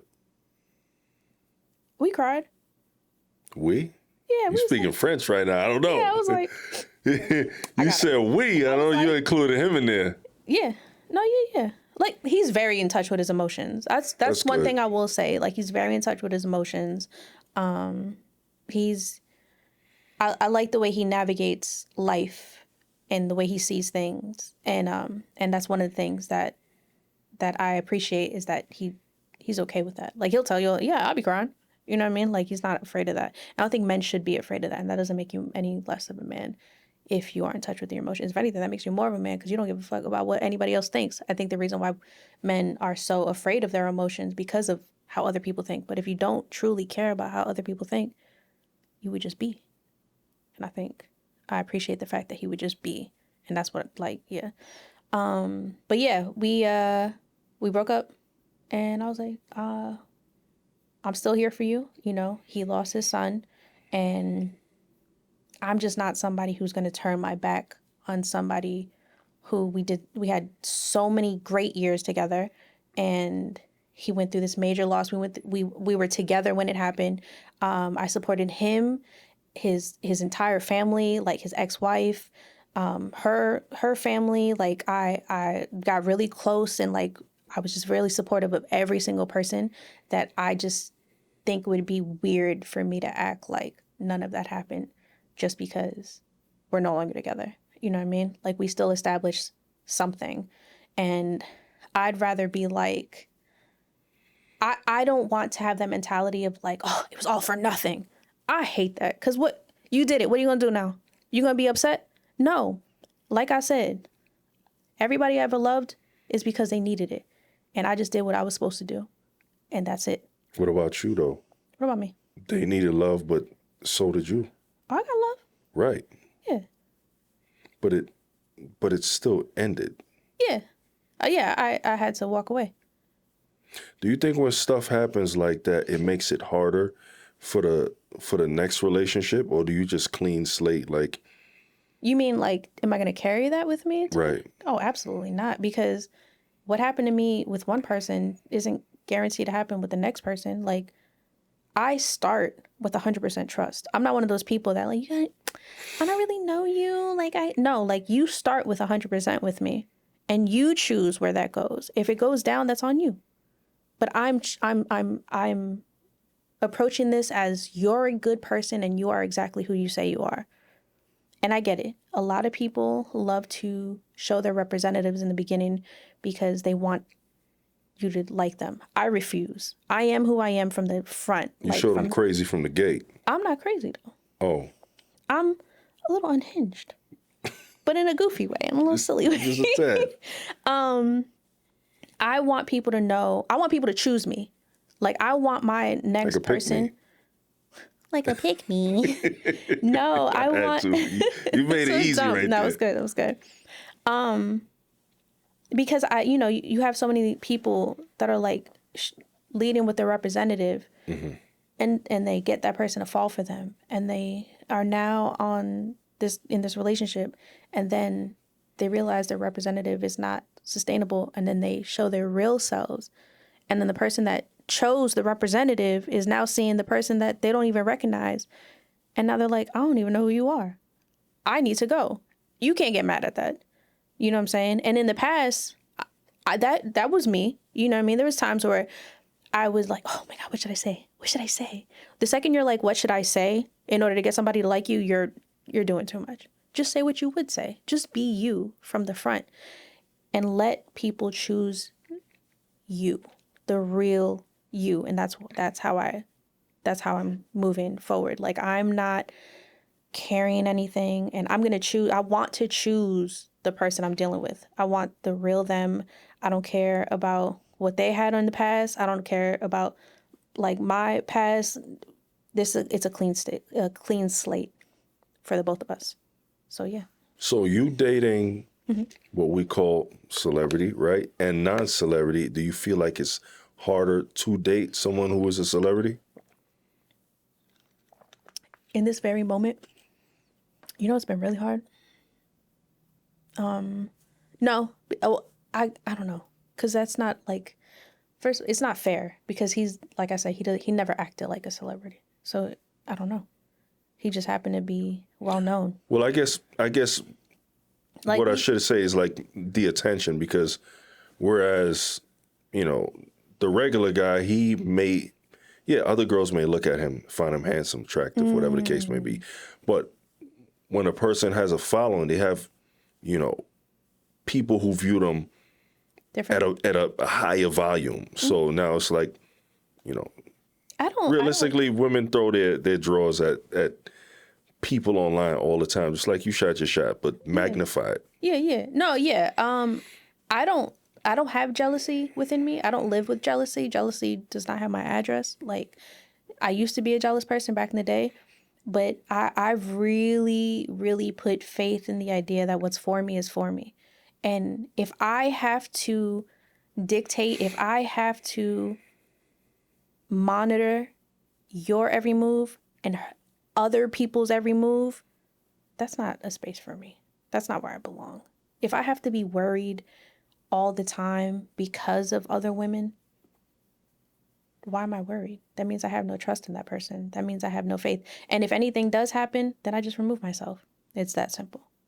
So yeah, I never really worried about that. True. Yeah, I've never just, like, if I don't know. And we also had like really good, clear communication. Like, he told me everything. Like, he would tell me about all those times. Like, oh man, this one girl, you'll never believe what happened on tour. Da da da. I'm like, oh shit, what happened? And like, but that's where the friendship comes in, because friendship is so important because you're able to have those conversations. Like, hey, I'm gonna talk to you as my friend right now. This dude, da da da. Like, you know what I'm saying? Like, and I want to be able to have, because I don't want to censor myself. I don't want to have to navigate. I don't want to have to tiptoe around certain conversations, and I don't want my person to have to do the same. So I'd rather just leave all that jealousy bullshit somewhere else. So, yeah. All right, let me ask you this, right? So yesterday, you said, was it yesterday? You said people need to learn how to use gaslighting properly. Man. Because people are using gaslighting improperly. Bro, people learn the term gaslighting, and they just ran with that hoe. They'd be like, yo, he gaslit me. Huh? That's what a lot of words people are just using. Just because it's like the trendy word for the moment. What was the one? Demure? When people were saying that? That's already gone. And I'm glad. But gaslighting not going anywhere anytime soon. No. Because it's... Girl, he's gaslighting you. Oh. He's gaslighting you. He what? He left a sip of milk in the fridge. He gaslighting you. That's not correct. What? He put his phone upside down. Oh, he gaslighting you. I think that could lead to gaslighting. I think for the people who don't know, you need to maybe educate them on what gaslighting is. So gaslighting is when somebody makes you feel crazy for something that actually happened, and they make you feel like it never actually happened. Like, it's literally like, hey, you told me that you were gonna get me a yellow banana, but you got me a green one. No, I didn't get you a green one. I got you a yellow one. No, but it's right here in my hand. It's green. No, that's yellow. Like, that's a yellow banana. That's gaslighting, because now you feel crazy. Like, yo, is this a fucking yellow banana and I'm just seeing green? That's gaslighting. But like, all the other bullshit is not. If you feel crazy, if you feel like something happened, yo, I know you was talking to shorty because I seen it happen right in front of me. No, I wasn't talking. I was talking to the wall. Nah, but she was talking back. Nah, man, she was talking to the tree behind me. Like, this is what I'm talking about. Like, this is what I be talking about. You always be on my shit. You so jealous. You always on my shit. I was talking to the wall. Shorty was talking. Now you feel crazy because you're like, damn, was he talking to the wall? He might have been talking to the wall. That's gaslighting. But like, all that other stuff, that's not gaslighting. And there you have it. Yeah. And I just feel like we need to stop using these, what's the word? Buzzwords. Buzzwords? Yeah, those are all buzzwords. Gaslighting. I can't think of any because I don't really use. You don't use buzzwords. I don't really use buzzwords. You know what I do hate? Simp. I hate the word simp. If you, I've been called that plenty. I know. This is why They call me that. I get DMs, voice notes from men on Instagram, Facebook, calling me all kind of simps because just like you, the pick me, I am the male version of the pick me who panders to women. And man, you pandering ass motherfucker. it's all right. Clearly, I got a lot of people who agree with me. Yeah. Millions of followers later, so I mean, I can't be all wrong. I hate the word simp. I hate it because you can do something amazing for your wife right now. Simp. You fucking simp. That's your wife. Yeah, but it's a woman. Just say you hate women. I need men to be honest. You're in love with your homeboys. You like fucking women. That's it. Sorry. I don't know if you saw the video that I posted. I think it was yesterday. It was a dude from another podcast saying that a woman can't ask him where he's at or who he's with. Oh my God, yes. But he's allowed, because he's the leader, he's allowed to know where you are. I lead. Okay.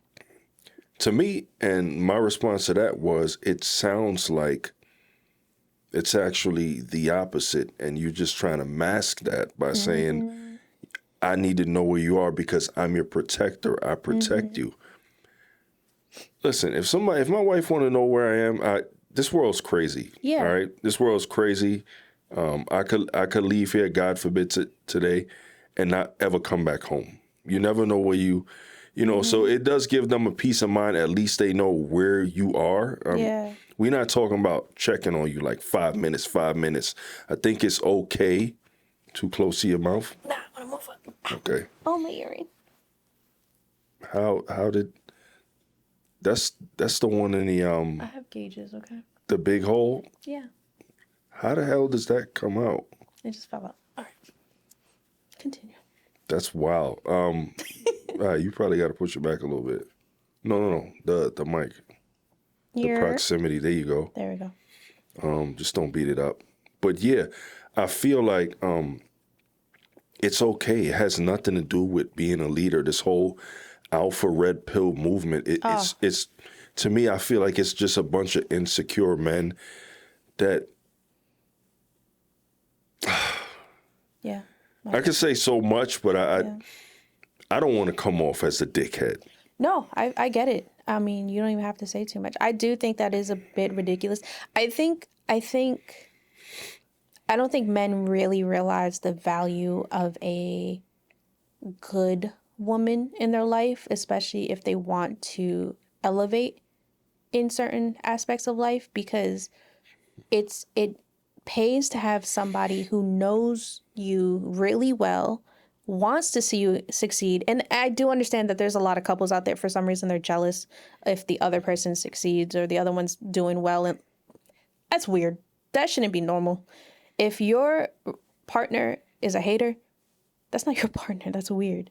But yeah, like I think they don't realize the value of somebody who can look at things from a different perspective and elevate you in different ways. And I think they just think that they're just going to elevate themselves and everything's just going to be them and da-da-da, like, I'm a man, I got this. It's like, you know what you do? Like, I'm all for a man leading, and I'm all for a man, hey, I'm going to be right here, but I'm also going to make sure that whatever your dreams and aspirations, we gonna get to it. You know what I mean? I'm the type of woman that, what's the goal?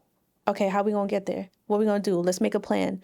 How can we elevate this? Like, what is another way that we can approach what you're trying to do in order to make it really take off, or whatever the case is? And I think that's what a lot of men don't realize is like, yo, that's all you need. You need a woman who's gonna have your back.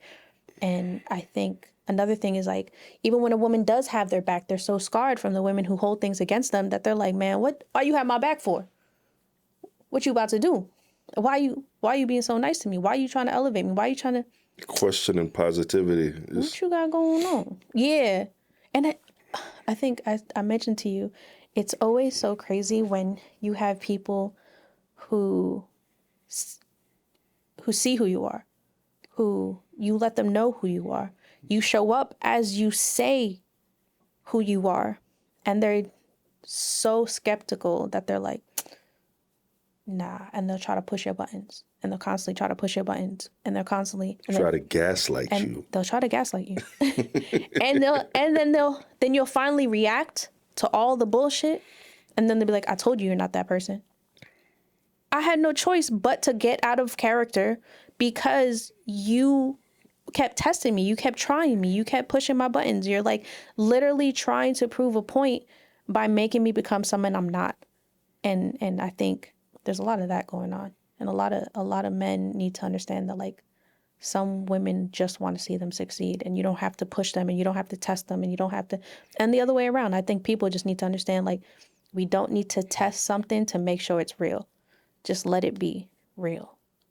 And if it doesn't work, that's okay too. I don't know. But these men. I think a lot of these dudes, they it's not a leadership thing. I think a lot of men just want to control women like dogs, pets. They just, I don't know. I can't have a relationship where I'm just like I have my woman on a leash. It just doesn't seem human to me. Yeah, but they'll want all that and then still talk about 50-50. Hey, man. 50-50, that don't exist. But it's just really funny. You'll get 10 lashings if you talk about 50-50. And in this day and age, 50, you're not even a man. I've seen men post videos like this. Oh, yeah. Saying it's embarrassing if you let your woman pay any bills. I get it. I mean, if you rich and you got to do what you... But everybody ain't rich, man. Yeah, that's fine. What's your take on 50-50? Is it a real thing? I don't think... And it's never 50-50. I think 50-50... I think there's just so much nuance to it. Like, are we just talking financial? Are we talking about the relationship in general? All relationships they're never 50-50. No. Sometimes somebody doesn't want to show up, and that's when the other person has to really pull up, and like vice versa, or like, I think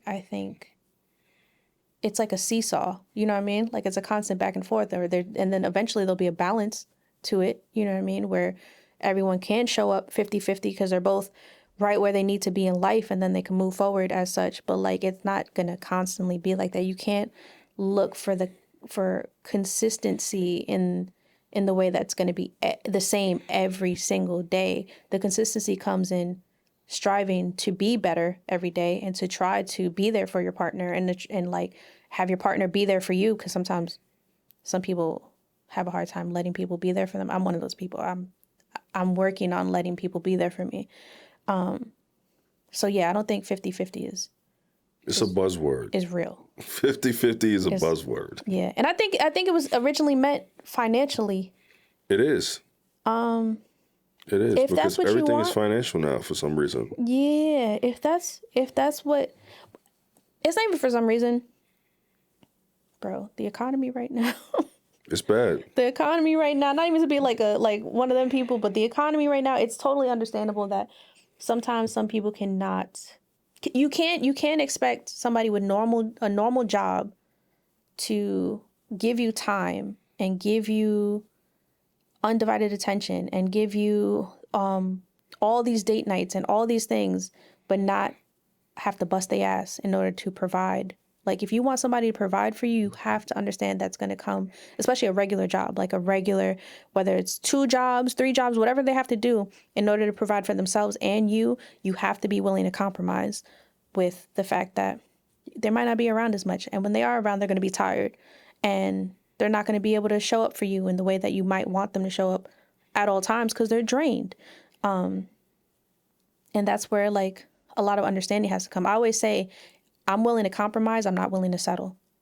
And there's a difference. So just because you have to compromise doesn't mean you're settling. You're going to get what you want, but you also have to compromise with the fact that it comes with a few stipulations, like tiredness. And like you might have to you might have to cook and clean and do all those things that we're always like, oh, no, I'm not going to do that as a woman. It's like, but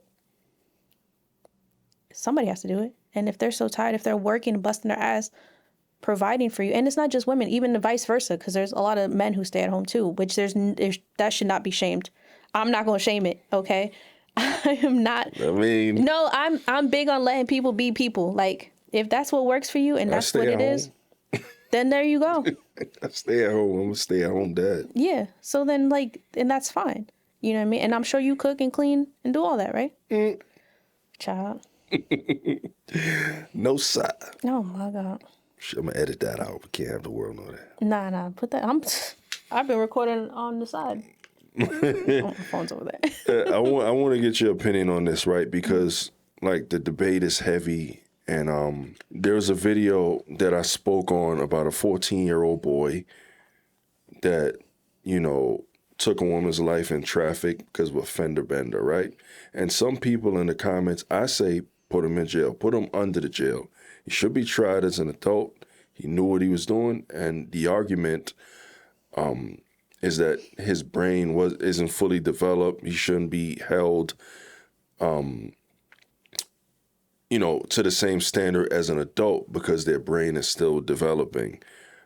He should have a chance, to still live life that shouldn't be punishment forever because he was a kid. Now, you're entitled to your own opinion, but as it goes, people were saying, what if the shoe was on the other foot? Would you feel like that for the other parent? If you were the one and your child was taken out, would you say that kid is 14, it's okay? If you're the parent of the killer? Right. The people... Can we say that? So the 14-year-old boy, he was in traffic. He took the lady out, right? So there are people saying... because he got life. There are people saying, because I said he should be tried as an adult, throw him under the jail, that he shouldn't be tried as an adult because he didn't know what he was doing. But the same people from the outside who are saying that, would you have the same energy if it was your family member or your child taken out by a 14-year-old? I mean, all right, what is John Wayne Gacy, Ed Gein, Jeffrey Dahmer? I can go on. What do they all have in common? As they've killed things as kids. That is literally the first sign of a psychopath. Yeah, if I don't care about age, like at 14, it's not like a 5-year-old accidentally did something. You know what I mean? 14, that's like what you're doing. You know how permanent death is at that point. I think I would feel... I mean, it doesn't make sense. Would I feel the same if my kid was taken out by a 14-year-old? Right. And in other words, they saying it's okay because this is not their child involved. But if a 14-year-old took the life of your son, would you forgive him because he's 14? No. You wouldn't because he took your son away. Yeah, I'm so confused. People are arguing in the comments saying, no, he's still a child. He shouldn't be tried as an adult. And I said, as a child, I was playing Nintendo.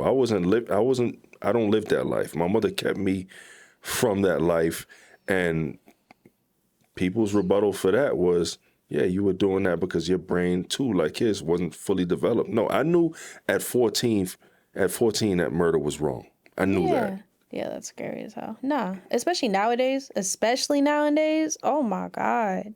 I'm not arguing with nobody. Nah. And you know what's scary though? They're so desensitized because of how much that stuff is accessible. You know what I'm saying? If you want to see, man, what does it look like if somebody died? Oh, you just go on Twitter or Reddit. Man. It's there. You could look it up. You could look up anything. And that kind of curiosity, I'm sure, has come across a lot of people that are like, man, what does that look like? When I was younger, not younger, I was like teenage time, whatever. That Rotten.com. You remember Rotten.com? Is it still up? Yeah, of course. Is it still up? I don't know, but Man. Rotten.com used to have some wild shit up I there. remember when Rotten.com came out, I'm like, yo. I was on there like faithfully because I wanted to see. Yeah, because it's like, it's not because we're fascinated in a way that we like, oh, we love what we see, but it was just the first time where we're actually like, yeah, we hear about people passing away all the time. And sometimes some people are unfortunate enough to see somebody pass away in front of them in a tragic manner. But this was something where it's like everyone had access to watching what it's like. What does that look like? What, you know what I mean? And now I can only imagine that that's a constant. Like, group chats are a thing, and especially young boys, they like to be extreme. They like to be over the top. And I'm sure there's group chats of young boys out there that, or even just young kids in general, that are sending each other like insane shit. Like, and now, for sure. And then now their minds are being polluted, like, and it's so whatever to them. And they're facing death every day, and they're watching people's lives leave their body and all that it's just like, it's nothing.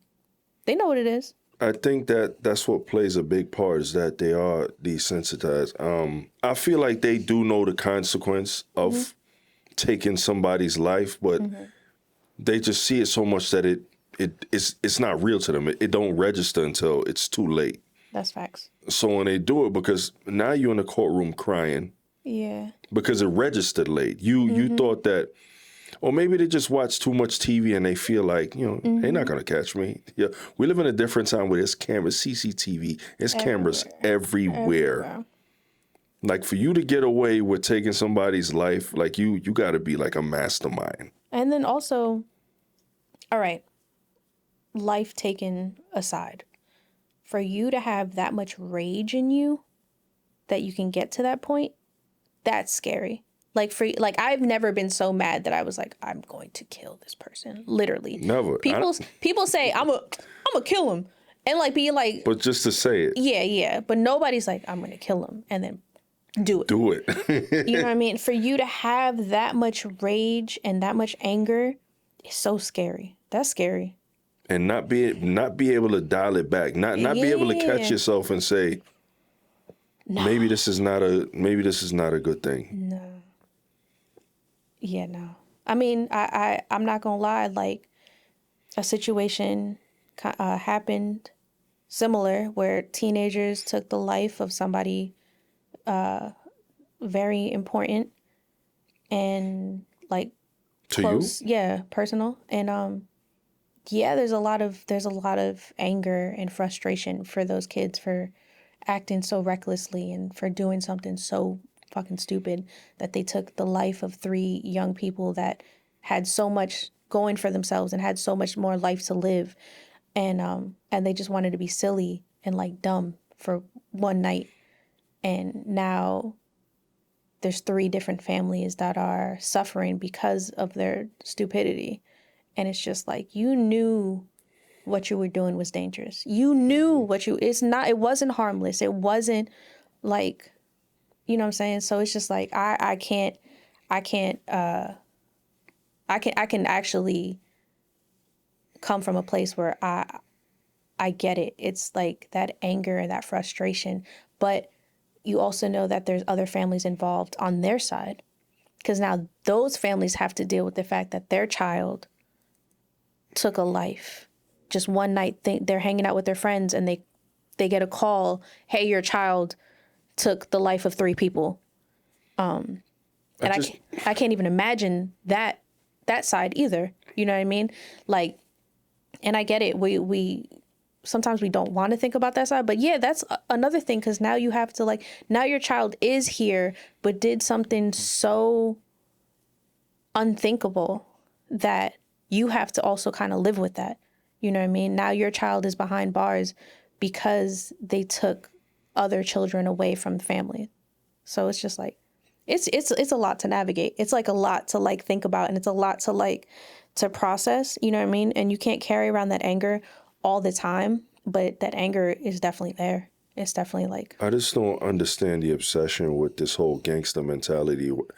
Like, there's so many kids out here when I see on YouTube, the Kai Cenats, the I Show Speeds. yeah, yeah, These yeah. kids are like 25 and under, making millions. There are other things you can do besides running around like a cowboy at 14 years old. Like, everybody's obsession with, you know, having a tool on them, and it's so easy to get it now. It's so, well, I'm not sure about New York, but out here, because for some reason, all I see is like Florida news on YouTube. But the access to firearms out here is so easy for these kids.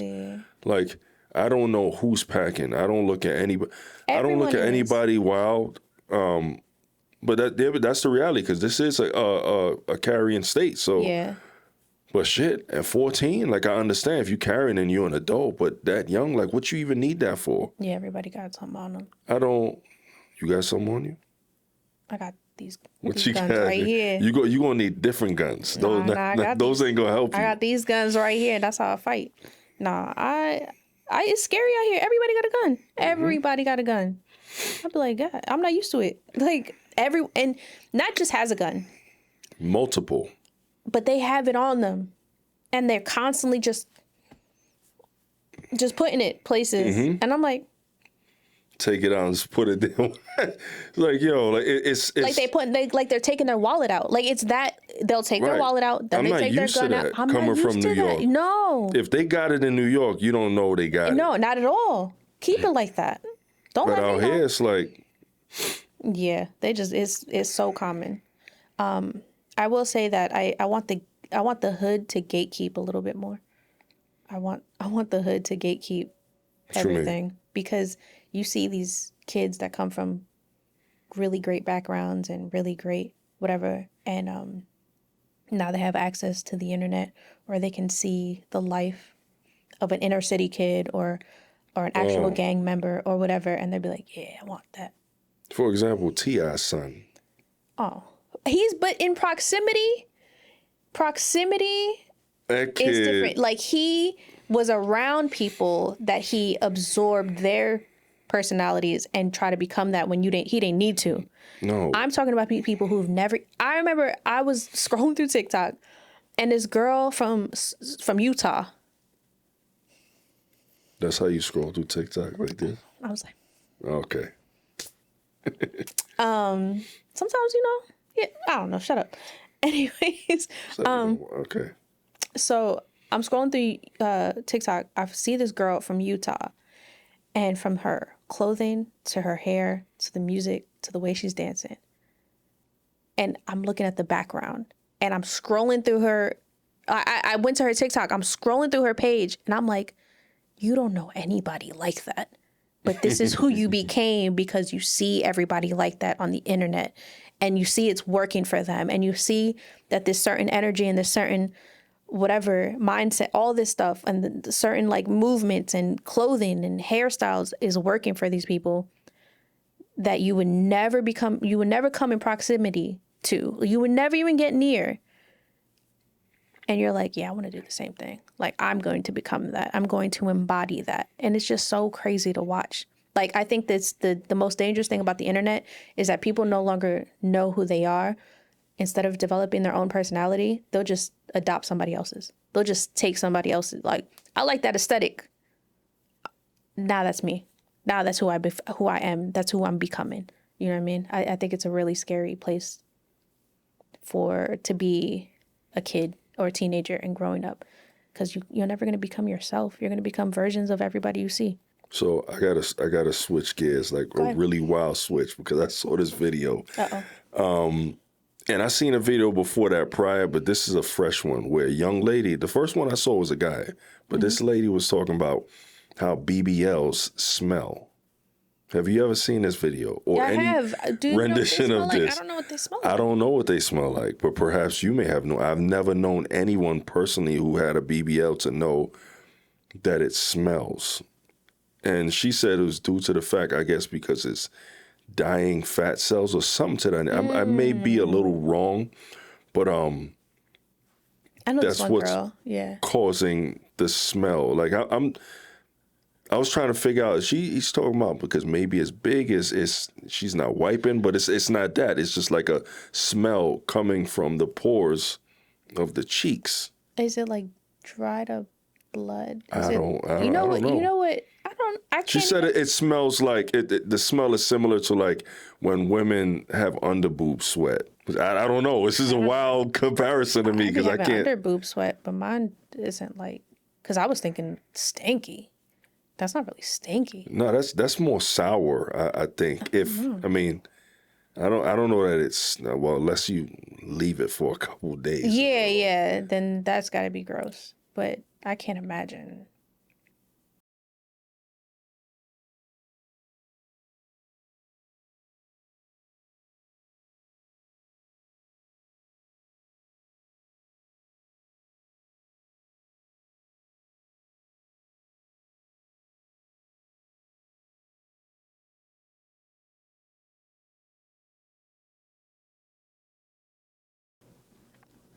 I'm really trying to think of who I know who has a BBL.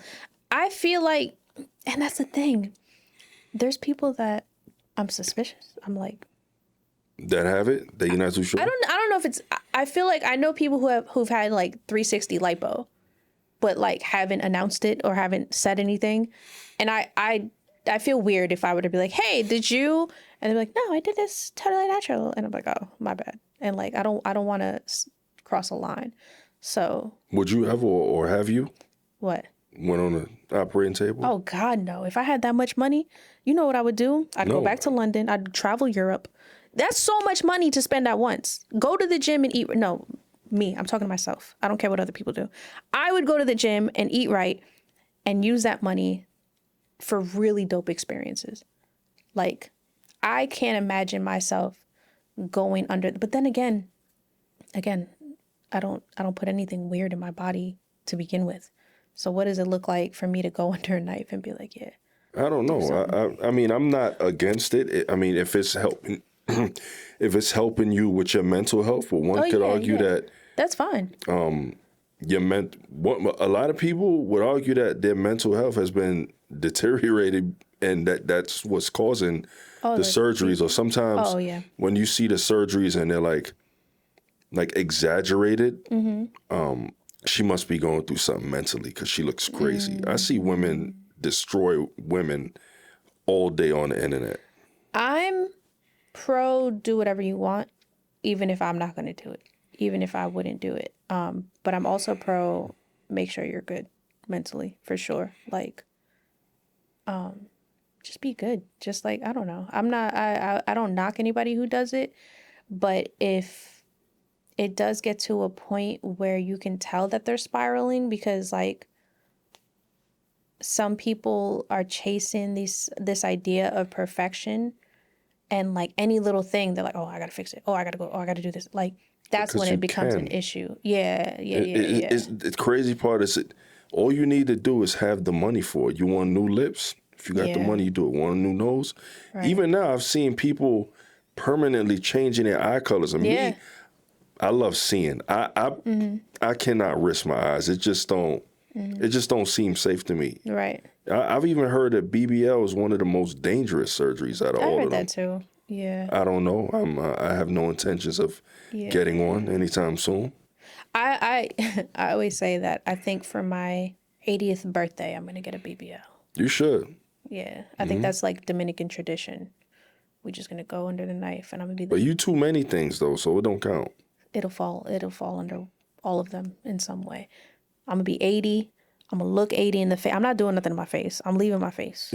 This one thing about Dominicans, man. When I used to live in New York, you go to the Heights, face be 80, body be 26. And I think I'm gonna keep that tradition going. And some of them even be having a little mustache on them. Oh, 100% keep it that going. Dominicans, listen, they will not cut that mustache off. I will not let my ancestors down. I will be getting a BBL. Let yours grow in. Oh no, yeah. It's kind of growing right now. You can't really. I see the shadow. I ain't gonna lie. Yeah. No, it's there. It's there. I hate when I go to get my eyebrows done and they be like upper lip. Like, nah, man, I'm trying to let that shit grow. No, leave it. Leave it, man. I'm trying to look like Wario out this bitch. You know what I mean? Yeah, you get your eyebrows done?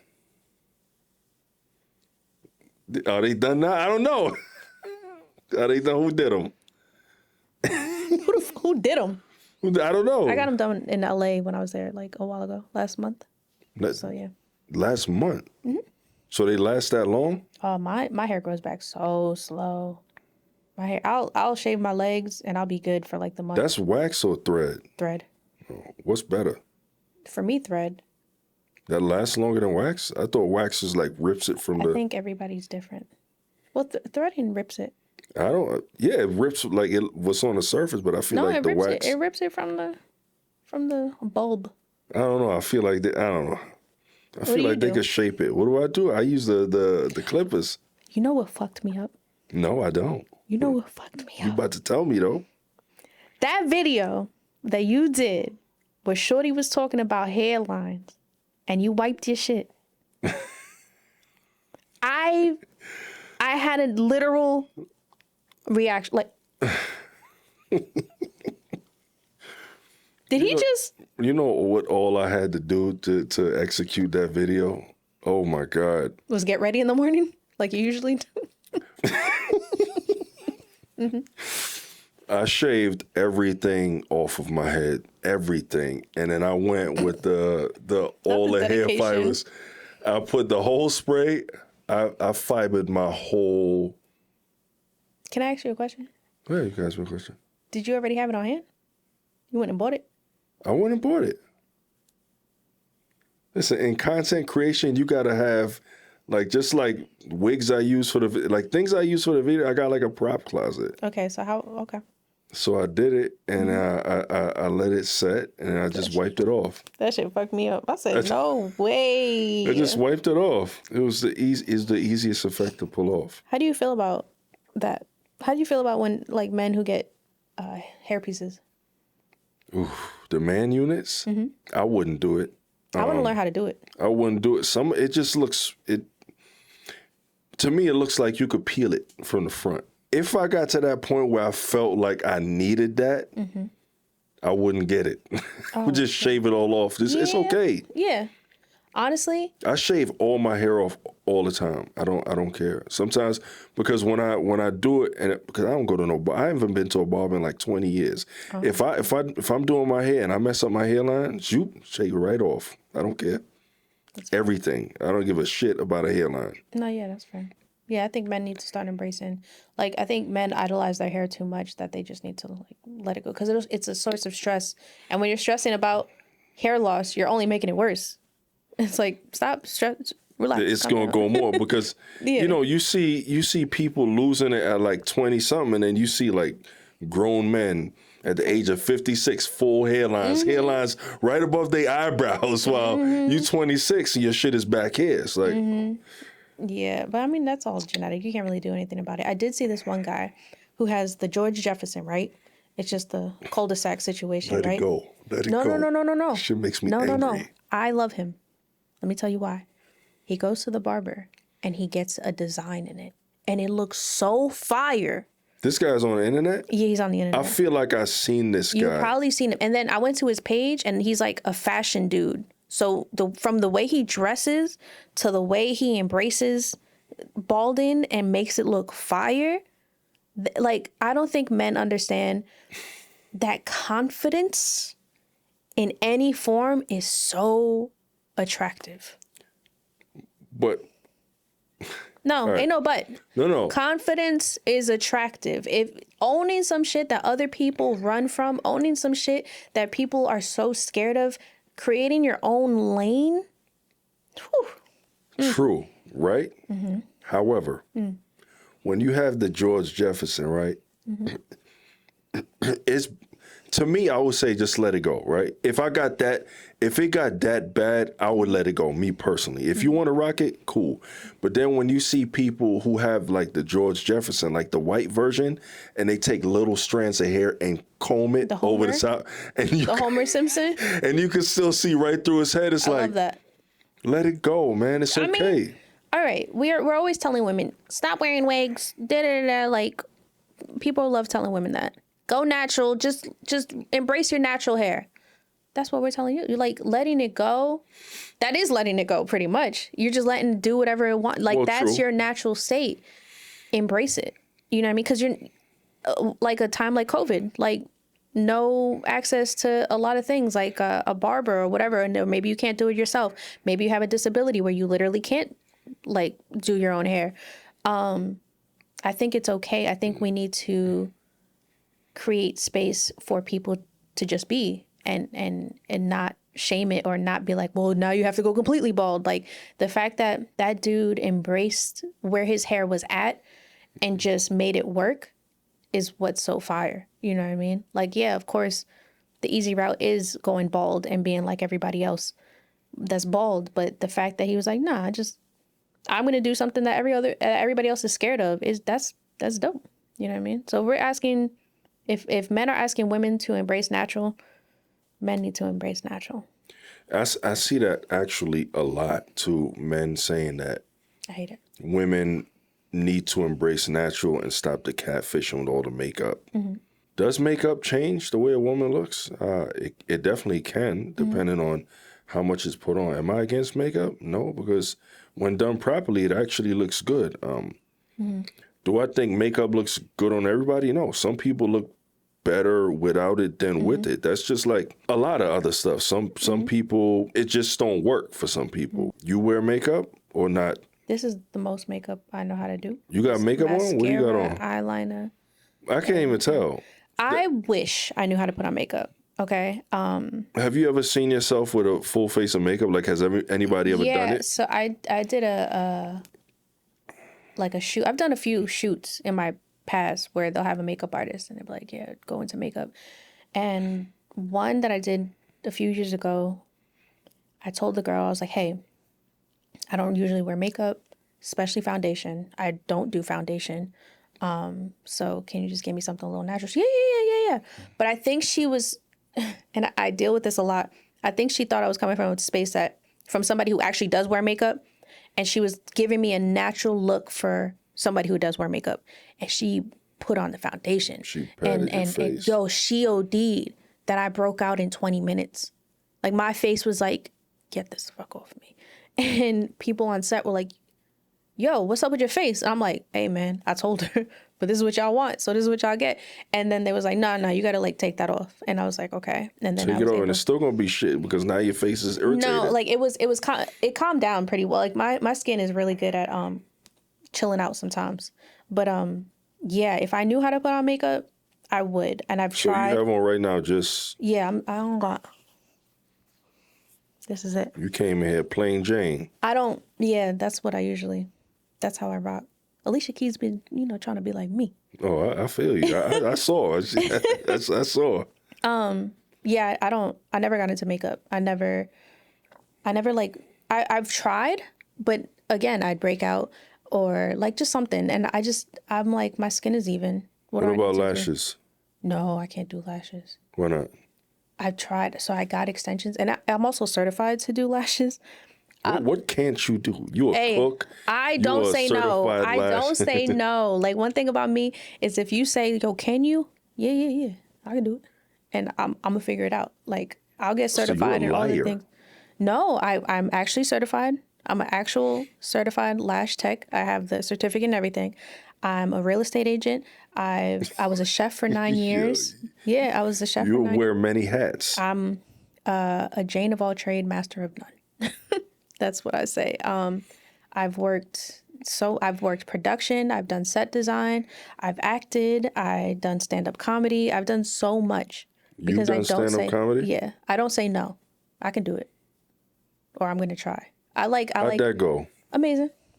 It went well. I've done it a few times, but not something you want to take professional. I kind of do, and it's so funny because I have a lot of comedian friends that are like, "Bro, you need to get back on stage." I'm like, I know, and I will. Eventually.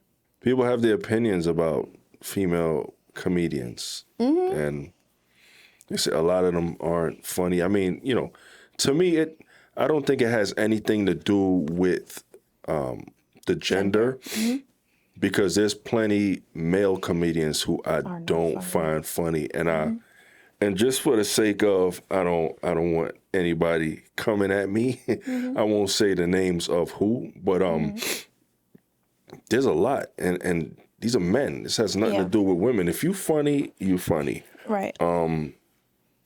But if you're not, you're not. I don't care. I don't know. Laughter is different for everyone. Who would you say your favorite comedian is? Like, who makes you really belly, ugly face laugh? Right now, Vladimir Camano is he's out of New York. He's a Dominican New York comedian. A Dominican named Vladimir? Yeah, I know. That in itself is funny. What? Vladimir? Yeah, man. I like that name though. Yo, he's funny. Like, I definitely want his IG is Laugh at Vlad. Everyone should check him out. What makes him so unique and amazing is that he'll do his set never touching the mic, or he'll have his hands in his pocket, or he's super just nonchalant, cool, chill. Usually comedians are all over the place, but he'll just be like, yeah. And then it'll hit every time. His delivery, I gotta check him out. His voice, just the way that he sets things up. He's just funny. And it's just as if he's having a normal conversation. Like, you could tell it's not super forced. And I also like that. I like a natural comedian. I don't like when you can, you all right, this is a setup. Oh, okay, this is the punchline. Like, I don't like when you can just tell what's happening on stage. But yeah, he's one of those people who are just naturally really funny. I'm not sure if you could say it because I probably wouldn't either. Who's a comedian that you don't find funny that a lot of people think is hilarious? If you can't say it, then I can.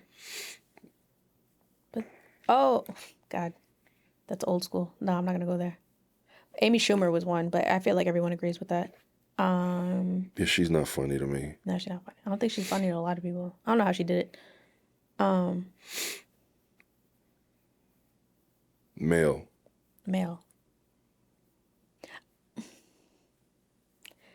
I miss. This is how I'm gonna set this up. I miss the old Dave. The old Dave Chappelle? Yeah, I miss the old Dave Chappelle. I appreciate TED Talk Dave. I do. But I miss old school standing up, really giving us the energy Dave. And that's all I'll say. Like, do I think he's not fun? Sometimes I'm just like, yeah, that's pretty good. You know what? Yeah, that's true.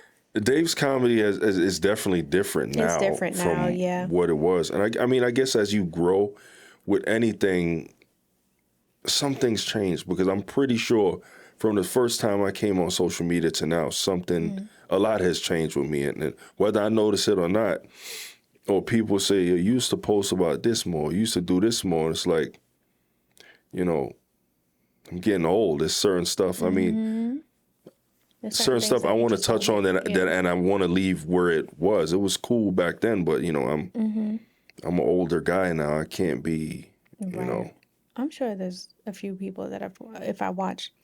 There's a lot. Yeah. Me personally. Yeah, tell me. I'll say one. And this is my opinion. I don't find Donnell Rawlings funny. I don't. I tried watching a lot, and then I saw him and I think it was Corey Holcomb going at it because Corey was like, "Dog, you're not funny," and he got beside himself. Corey? Yeah, no, Donnell. He told Donnell he was doing a set, and he was like, I don't want to slander or slaughter what he said, but he said something to the. I'm not surprised because Corey's whole he's wild. It's just beefing with other people. Yeah, he's wild. He's Corey wild. He's wild. His only relevance is drama.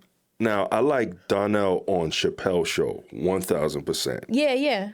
I like Dave on Chappelle's show. Oh, 100%. You know what I'm saying? I like Dave all around. I like even old Dave and new Dave. I like Dave on the show, but Donnell, his comedy doesn't hit for me. Not saying he's not funny. I'm just saying for me it doesn't hit. Him on the Chappelle show, him doing skits, hilarious. Right. But some people, I don't know. Some people, comedy, like I said, comedy is different for everybody. So where you may not be the greatest at here, you may be better here. And to me, that's just, you know, my personal, you know, don't roast me, brother. It's just my opinion. No, I feel that. No, that makes sense. But what about women? Bad? Yeah. I don't know. I just don't want to say bad. I just want to say I watched it and just didn't laugh. Like, I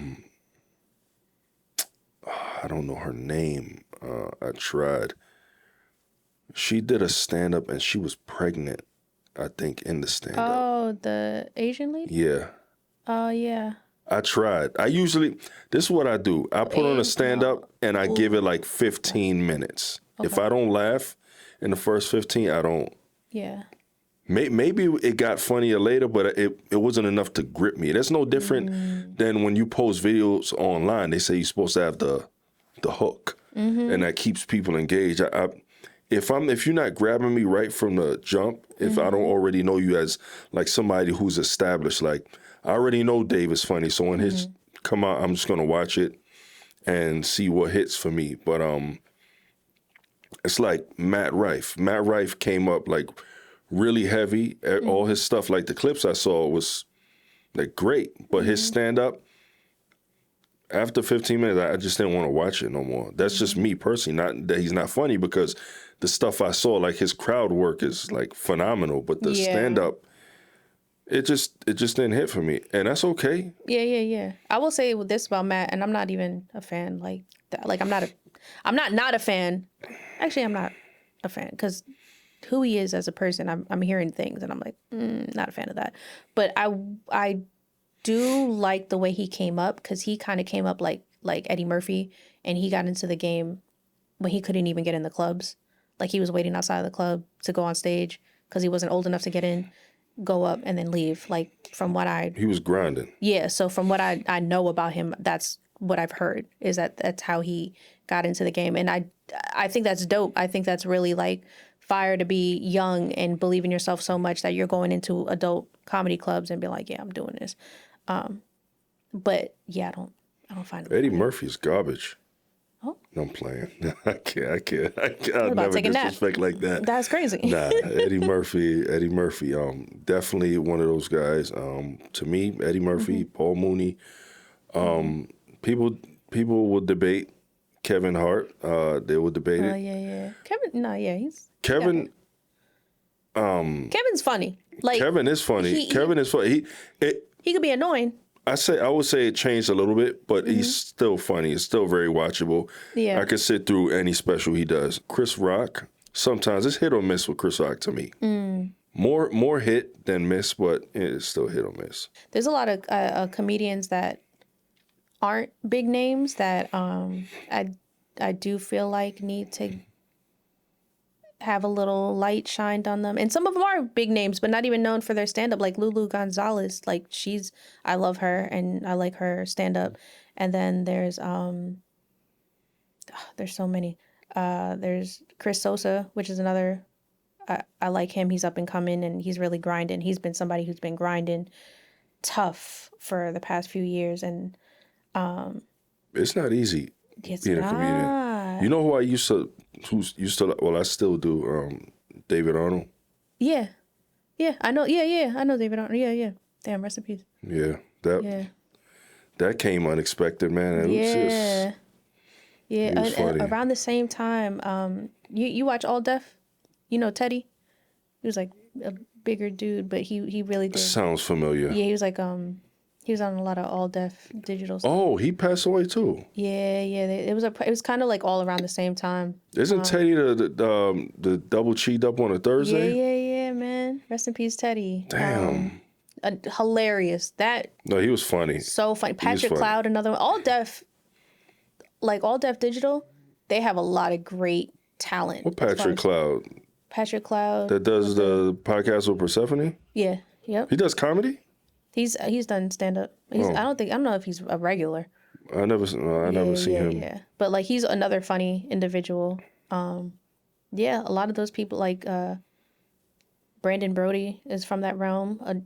I think he is a comedic genius that hasn't gotten a proper look at because he refuses. He's kind of like, what's his name? Jordan Peele, where he's not the norm, so people aren't giving him the respect that he deserves because he's not coming at it from a traditional space. And I think that's the thing with comedy is like, if you don't fit the mold that they want you to fit, and I don't know, I'm not a comedian like that where I could really talk, but I feel like a lot of people are held back because they're Hollywood or whatever is looking for certain things at a time that they overlook a lot of greatness because of how focused they are on just one thing. And I think it's unfortunate. When you have these goals too, it's so easy to get discouraged when you don't see any motion like that. Mm-hmm. Like you in the club to club doing these open mics and these stand-ups, like I could see how one would quit. I could see how one would quit. It's no different than social media also. Like when people start TikTok or Instagram or YouTube, if you ain't seeing no more, some people be on that like 4 or 5 years and quit right when maybe something was about to happen. And you never know when it's going to happen. First of all, you could have never told me that I was going to have any following. Nobody could have ever convinced me of that. I was in New York driving a bus for the MTA. And that was my life. Mm-hmm. That was my life. You couldn't tell me like a couple years later I would have millions of people following me for what? No. That's crazy. It just happens. Like, and for some people, I don't even think that was, because it wasn't even the plan for me, but it just so happened to be. So, and you know, I'll take it. But comedy, like I think that's way harder, man. It's you really one bad stand up, one bad video from me, I could come back from that. Yeah. You bomb, it might deflate everything you got in you, and you'll never touch that stage again. Yeah, but I mean, a lot of people come back from a bomb. True. That'll make people want to go harder. Like, man, I'll show you motherfuckers not laughing at my shit. Like, whatever. A lot of people just need to find themselves. A lot of people in the comedy realm, especially when they first start, don't find their own voice until later on, or find their own, like, you know, they're too busy trying to be the greats that they haven't found the greatness within themselves just yet. And I think that's when you just keep going and you find the love and the passion and you're just like, yeah, this is it. What do you want to do in my life? Mm-hmm. Oh God, I want to do so much. I want to be a showrunner, an executive producer. I definitely want to write. I want to be in the entertainment realm where I can create really dope shows. I have like a lot of great ideas for shows. I've pitched a series before. I want to do more of that. I just want to create a lot of dope entertainment. And then I myself just want to entertain the masses. I want to bring smiles to people's faces. I want people to believe themselves. I want people to walk away from whatever I've created and not only feel good and like feel seen and feel understood, but like, you know, there's just so much emotion that I want to invoke from people with my creativity. That's really the goal. It's just to leave my mark on people in a really positive way. Because, like, you know, I said I have clinical depression, and the one thing that has always gotten me through in life is I never want anyone to feel the way that I feel at all times. So that's why I'm so adamant of bringing joy and making people laugh and making fun of myself if I know that it's going to get people, like, you know, I'm super silly. I'm okay with like cracking a joke or just laughing at myself with other people or whatever the case may be. If I'm making people smile and if I'm bringing people joy and my favorite words are, man, you're so stupid. Because I know what you mean. I'm making you laugh. You know, I love that. Yeah, I'm stupid. Like, you about to see how stupid I am. Just because I know that in that moment that they're not feeling what lingers every single day inside of me. Because a lot of people be like, oh, why are you depressed? No, I just am, unfortunately. And I would never be able to tell. I mean, but this is just me looking from the outside in and just seeing videos you post or you on live. You can't tell. The depression hides very well. Yeah, It's very yeah. easy to mask, especially with social media. People take social media too serious, and they don't realize, even when they see these couples on social media, couple goals, married goals, you don't know what they're going through behind that. They are wrecked. Yeah. 100%. Yeah. I always say social media is not real. I think we need to stop striving to become like people who only highlight their best moments in life, and just strive to become ourselves. And we might be able to take notes for sure. Take what you need from whoever you need to take from, but don't try to embody somebody else's existence, because that's not even real at the end of the day. And also, I'm glad that you can't look at me and just know I'm depressed, because that's not, I've lived with this my whole life. I can never tell. Like your energy that you give off online is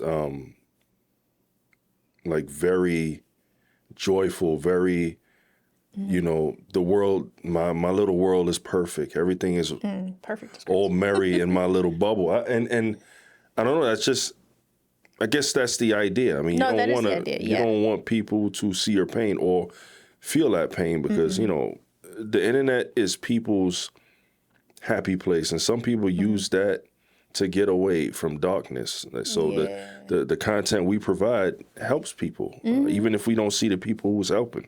Yeah. And I don't want it to just be on the internet. Like, when people see me in person, I am the same most consistent energy that you will ever find. Like, when you see me in person, I'm giving you the same energy that I give people online. Corny. You stupid. Dumb. You stupid. Like, over the top. And like, I love pouring into people. And when people, like, I don't have like a large following, but like, I do have people who will spot You don't me. have a large following? I don't think it's that. It's a little big. It's a But little. what do you consider large? It's a little bigger than average. What do you? Hey, yo. It's a little girthy.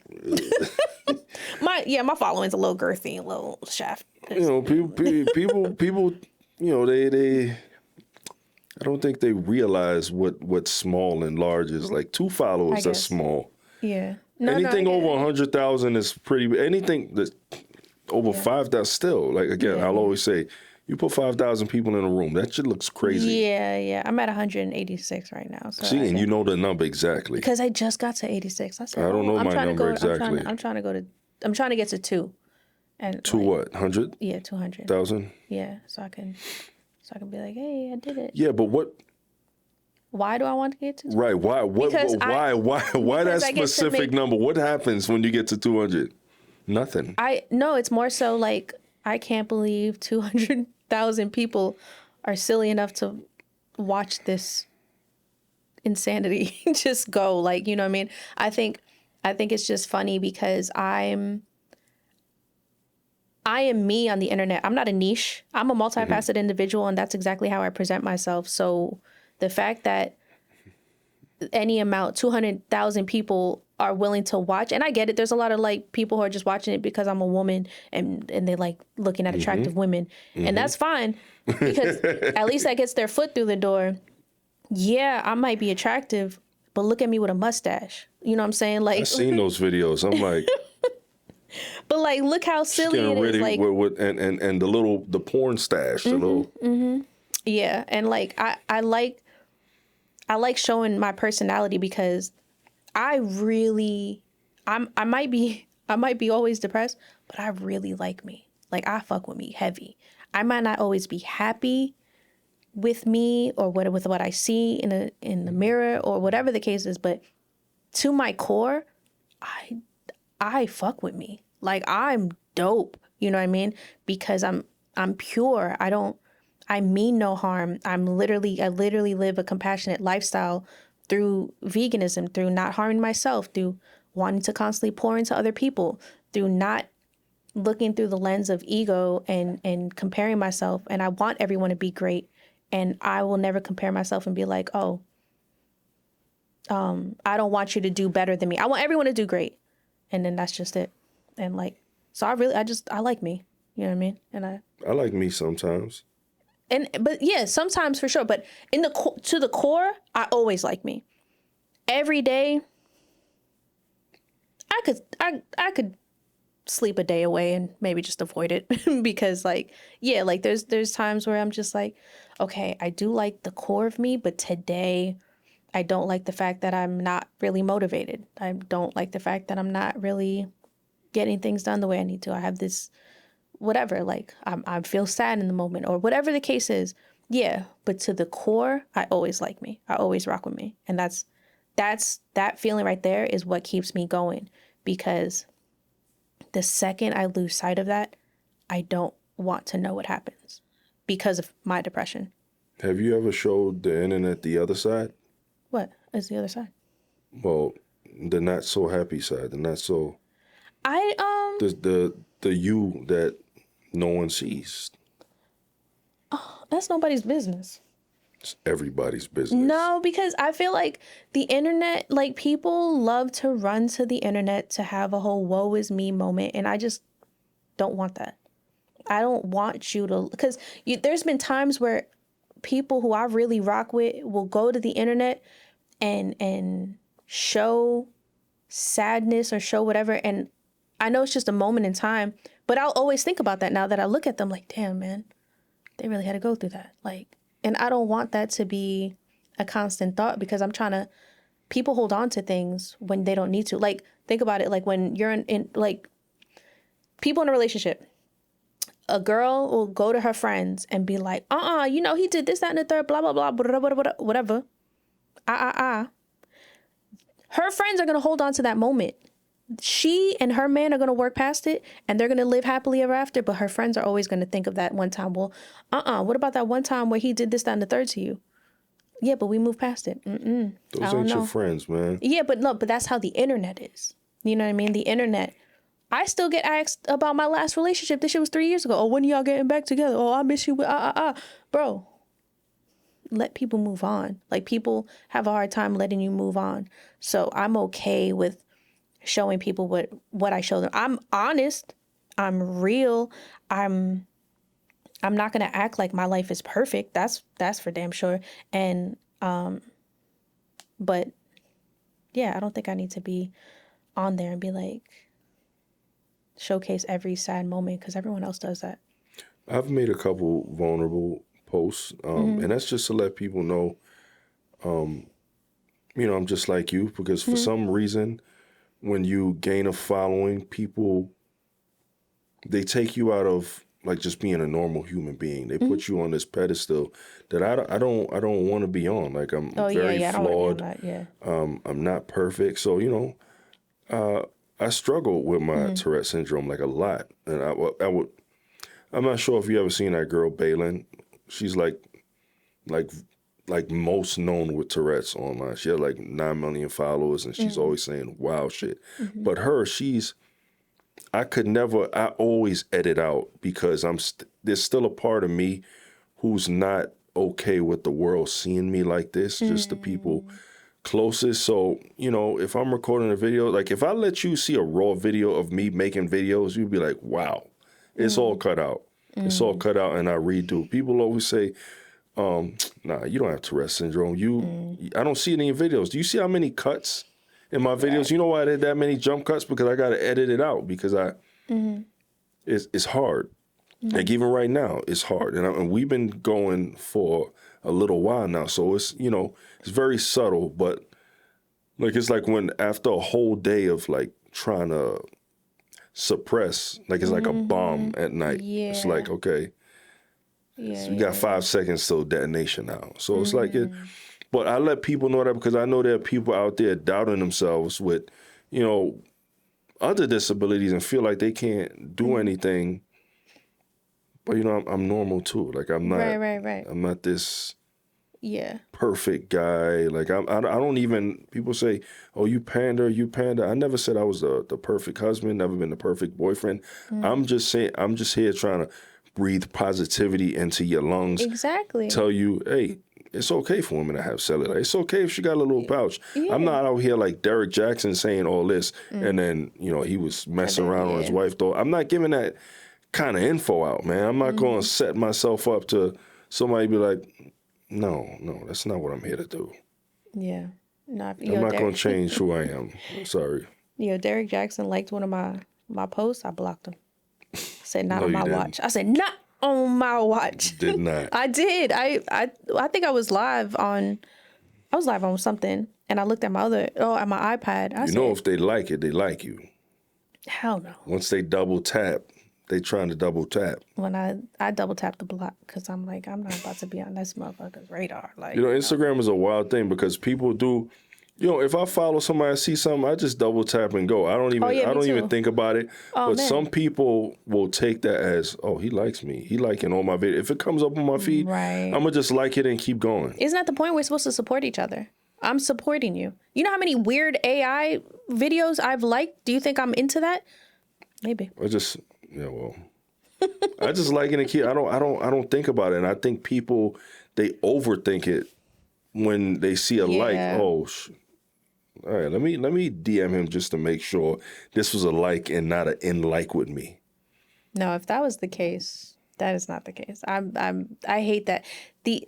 Again, I think the whole security with like liking people's pages and stuff. I think a lot of people need to also be realistic. If you're in a relationship and you're jealous of the fact that your person liked somebody else's, like, make sure that that person that they liked would even notice your person. Like, let's be realistic about it.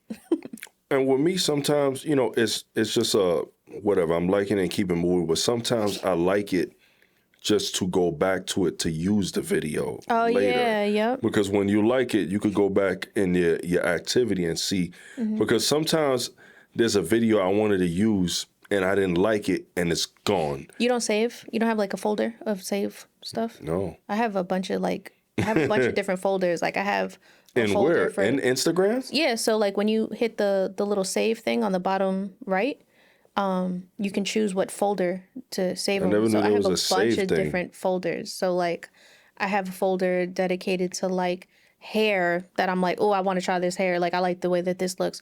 Fashion, content to use later, sounds, like all this stuff. Yeah, you could do that. And then so you could just do one that's just like react. I'm gonna have to like some vegan shit so I can keep getting vegan shit on my timeline to convince me that there's something actually worth trying. Listen, what do you like eggs? Do you eat eggs all the time? We got eggs. We got expensive eggs in here right now. High price ass eggs. Okay. Almost every day. Oh, almost every day. Yeah.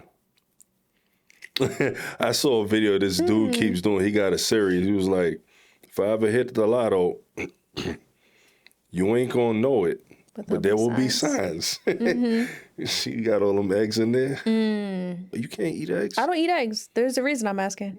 Why? It's because of what we spoke about, what your doctor said.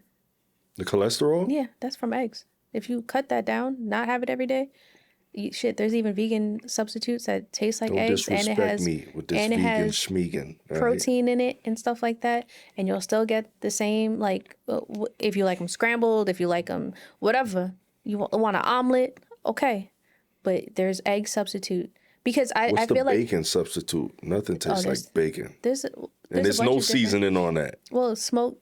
You could liquid smoke and certain like salts and stuff like that combined together can give you a bacon flavor. But they love you on Thanksgiving. You know what's so funny? No. So when I first moved to LA back in the day, the first holiday that I hosted, some people ate before they got there because of a vegan spread. Nah, like what am I gonna eat? Whatever. After that, they was like, oh nah, Sabrina cooking. Yeah, we gonna pull up. Like, I will call people right now and be like, yo, my Brussels sprouts. Everybody used to love my Brussels sprouts. I make good vegan mac and cheese. I make good Again, I love cooking. I love cooking. So I go in. Okay. All right. We'll see. We'll see about that. I told you. The offer's there. I'll cook for the whole family. We'll figure it out. I'll cook a whole spread. I don't with know joy. That I could, candy yams. All of that. See, we eat yams. Okay, and that's vegan. How's that vegan? What animal does a yam come from? So anything. Let me just be clear on this. Anything that doesn't come from an animal is vegan. So I'm partial vegan then. Wow. Because I eat a lot of things that don't come from animals. We're getting somewhere. Yeah, and I think a lot of people don't realize But that. I mix it with the meat. Okay, and if you didn't, you still have a full plate of food. I don't know that I could have the meal without the main meat. I mean, the sides are great. Mm-hmm. The fries, the Brussels sprouts, the mac and cheese, but it's not vegan mac and cheese, it's regular mac and cheese. Mm-hmm. Now, if you could have everything that you have on a regular basis, right? Once in a while, let's say once or twice a week, and substitute all of that for the vegan version where you still get the flavor, you still get everything, but you don't deal with the high cholesterol or you don't deal with the risk of other health problems that may arise. Would you do it? Where you can still eat what you love to eat, the flavors and everything. If I come across a meal and I taste one, I probably would do it more than once. Okay, then that's all you need to do. I think people are just scared because they don't realize, like, yo, it's not that hard. You got to give me that name again. Alo Vegano. I'm not gonna remember that. Okay, I got you. I don't even know what you said. It sounds like animal vegano. See, I don't exactly. So I don't know. Yep. Yeah. That's all it takes is just try it once. I promise you. So before we close out, let me ask you about that. You play games often? I'm realizing a lot more. There are a lot more female gamers, or maybe they always was out there. I just never knew. So what's funny? You want to know why I got my Nintendo controller tattooed? It was because of my grandmother. So my grandmother was a gamer. She loved Nintendo. The last system that she was like obsessed with was her DS. She'd play her DS all the time.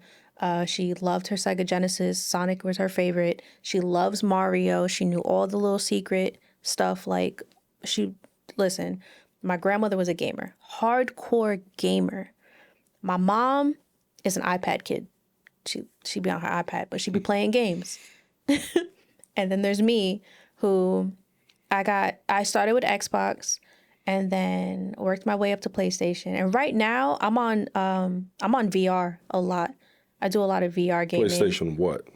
PlayStation 4 was the last thing I had. Yeah, that's the last. I need to get a PlayStation 5.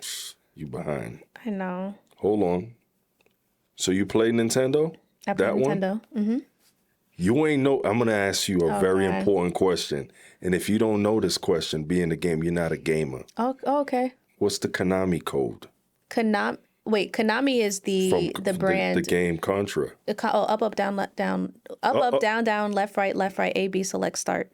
BA. Close enough. No, it's AB. No, it's BA. I swear to God, it's AB. It's BA. Up, down, left, right, A. Wait. BA. A, B, select, start.